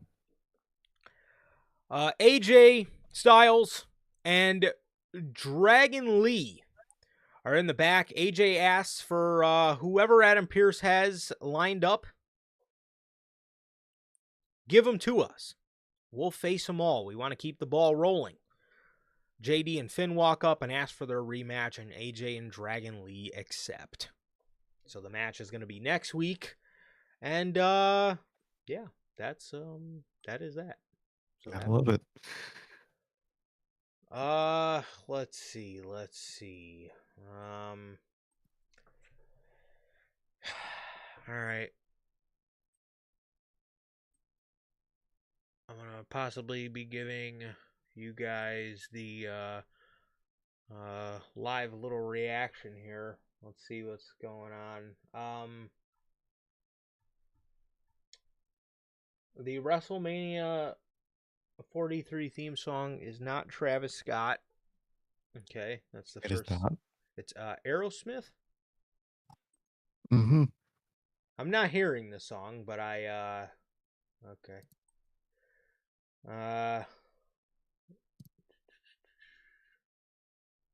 My God, I'm so scared. I'm so fucking scared. Oh well, I see Martin Scorsese sitting at a table with Paul Heyman, Brock Lesnar, CM Punk, Roman, and Cody. Oh Jesus. Okay.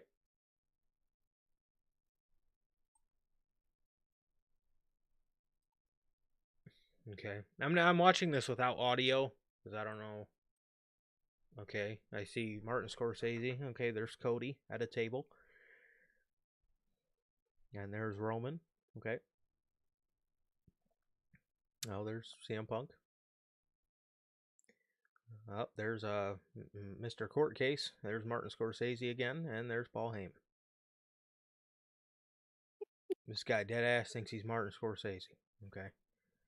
They're all playing poker. WrestleMania Vegas. Oh my God. 2026. Is that where it's going to be? No way, man. Oh No man. tickets on sale now. Oh man, you better Whoa. spend $14,000 to sit in the nosebleeds. Holy fuck. All right. Let me cue this up for you guys. So, again, I listened to it without audio, so I couldn't hear what Martin Scorsese was telling Paul Heyman, but um, It was probably the one of his three lines. Are you ready? Or just getting started? And what's the other one? uh, this is the Paul Levesque He era. has Is three. it that one? Yeah. something like that. Who fucking Paul Heyman is more of an Alfred Hitchcock? Come on, bruh. Oh man. Here. Sorry guys, I'm trying to pull this up cuz we're going to talk about this when they pull this up in the um in the show. They showed a all right. There's that. Okay. Fucking good god. What a joke. Like Logan says, how tone deaf, dude. You're gonna do a tease with people walking and thinking it's gonna be some group, something, and it's literally just an ad, a teaser for for a show we know we're gonna get at a location we already know of, a So date we already know of. So one quick thing, because the casino chip teaser is right after this, but just one quick thing. Matt Adam Pearce told Maxine Dupree she's getting a rematch with Becky Lynch. She said she wants to make sure she's ready and she's gonna call him back when she's ready for her title shot. Great, I don't care. You got any thoughts on No one this? cares. Okay. All right. No, no one cares. Um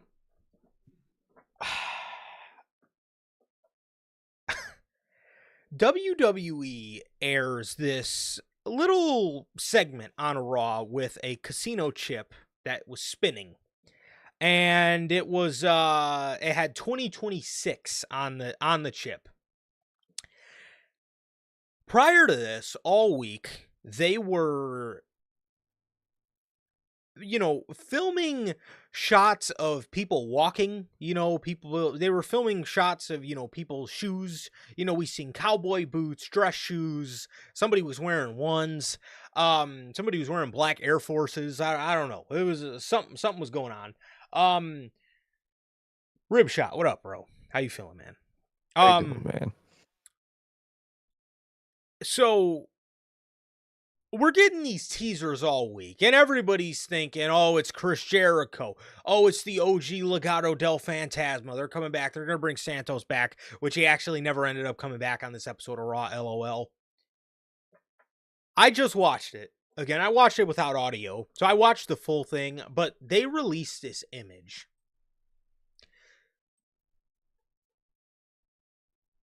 Oh, brother. They released this image, and the teasers that we've been seeing was not for Chris Jericho. It was not for Chad Gable. It was not for the OG Legado del Fantasma. The teasers that WWE had everybody going nuts about. I swear this company's so embarrassing in 2025, man. I really can't. The teasers was for WrestleMania Las Vegas in 2026, as if nobody fucking knew this show was happening. And going back to Vegas, we've actually already seen this logo. Like, what the fuck? What is the point How to this? tone deaf? Like, that ass bro just dropped this image with the ticket sales. You did not need to do all that teasing, expecting someone or expecting the fans to have something and someone new on TV just to advertise something we already knew of. My God. We already knew this show was taking place in Vegas. We already done seen a logo. And this is what you do. Brock Lesnar, you release an image of Brock Lesnar playing poker, sitting at a table with a bunch of guys who probably don't want to be at that table with him, in a fucking raincoat. In a raincoat. Like, where is... You have Brock Lesnar there, someone who reports are disappointed in his own, fan reactions, and I don't know what you expected, but you're disappointed in it. Instead of him, you could have had Rhea Ripley there. You could have had Io Sky there. You could have had, someone of note, not Brock Lesnar, that actually means something to the show there. Why is Rhea not in this promo? Why is so many more people that would rather be in this promo, not in this promo? Drew, LA Knight, even Jey Uso. If he's your next John Cena, why isn't he here? My God. What an absolute joke. Honestly, WWE, can you please tell me what the fuck you thought was going to happen? I mean, bro, you you, you released teasers across like 4 days of people walking for something we already knew of, and can somebody explain to me why just be based off the look of the logo, why are we going with the gambling poker theme again? You clearly have like a grungy Raiders looking theme for WrestleMania in Las Vegas, and we're going with the image of poker again. That's just absolutely wonderful. What an absolute dud.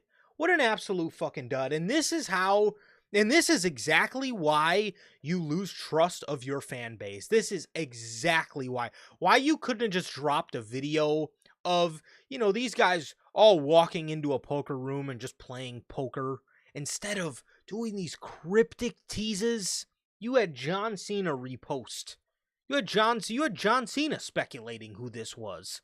This guy's reposting the Yeah. shit for that.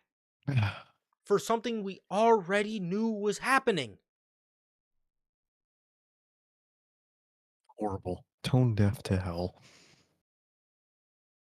Tickets all this shit to announce that tickets are on sale. Tickets are on sale to an overpriced Mania that I swear I hope you do not sell out. I hope you don't sell it out because you look like an absolute goof. You look like an absolute goof, man. What is that? I mean, man,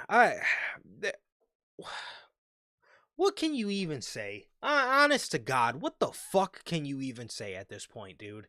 I mean, tone deaf. Fucking tone Tone deaf. deaf as fuck. As manager Logan says Literally. it in chat. That is this is exactly why this is exactly why you have lost the trust of your fan base again. Cuz of shit like that. Ridiculous.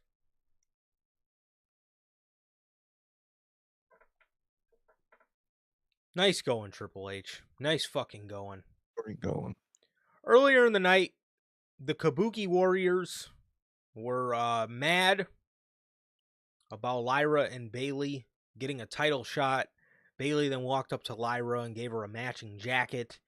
Lyra said she is, Lyra said she's concerned, or Bailey said she's concerned for Lyra because she's never faced Charlotte or Alexa. Bailey says these titles mean a lot to her, so what if we lose? Lyra says, but what if we win? There was also another segment where the Kabuki Warriors went up to, Charlotte and Alexa and just warned them that they were coming for the tag titles. So we get to this main event match, and the match was actually pretty good, man. The match was actually pretty good. I like the I like the work rate that all four women put on. I thought they all did a very good job with the match. Charlotte had a figure eight in on Bailey.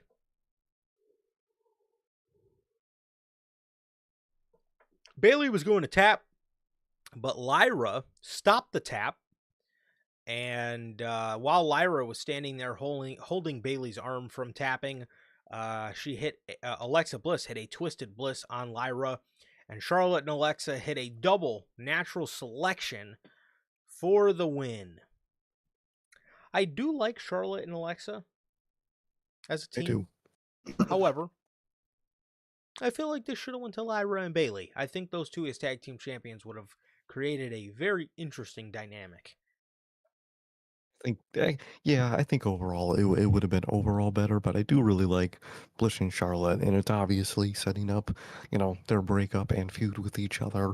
No doubt. But I really like their tag team so far. This is the most I've ever liked Charlotte, and I like it. The main event was really good match, man, and I like what all these women are doing.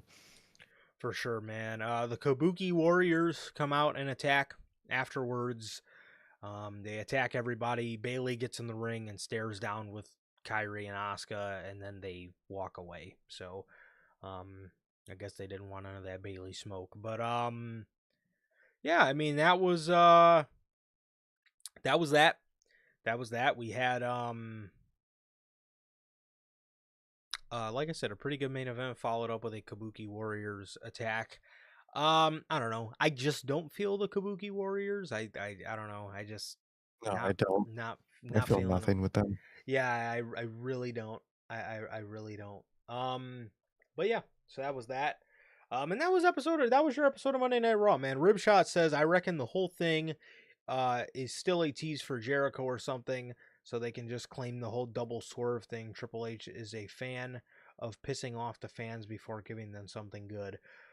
Sometimes he can be. Other times he's a fan of pissing off the fans and then getting bullied into giving us something good. Doing Um, and then just saying it was his plan the whole time. yeah. That's what he does. Yes, that is yeah, I mean look at them bringing back Ron Killings. Look at them with AJ Styles and John Cena. We were never going to get AJ and Cena. I guarantee you. I can almost guarantee you that. I am sure that was all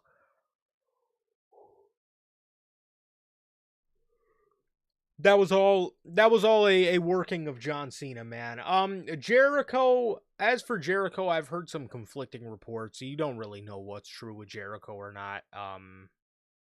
Either way, Yeah, I have no clue. eventually that man 100% will be back in WWE. But what a dud. What an absolute fucking dud, man. What a dud of an announcement. What a dud of a Monday Night Raw. Lyra and Bailey and those Uso backstage segments continue to be the highlights of the fucking night.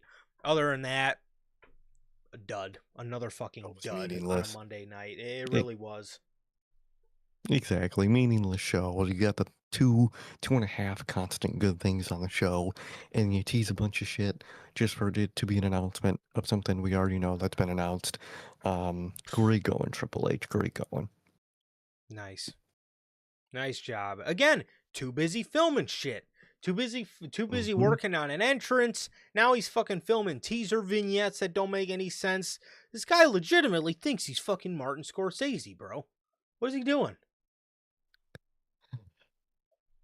What a joke. With that, that is everything, man. That is everything for today. And that is everything for this edition of NHP Unscripted, man. We want to thank you guys, as always, for joining us for another edition of Unscripted. With that, thank you so much to everybody who came out, man. We got the homie Lonnie. We got Manager Logan. We got Ribshot. And we got the homie Gotti, man. Thank you guys so very much for joining us here today for another edition of NHP, another edition of Unscripted. And with that, it has been always a pleasure for my Johnny. And that's okay. That is going to do it for this edition of Notorious Heels. That is going to do it for another edition of Unscripted. Thank you guys as always. And with that, please like, comment, and subscribe. And we will see you guys on Halloween Friday with the news and Saturday night's main event predictions. Peace.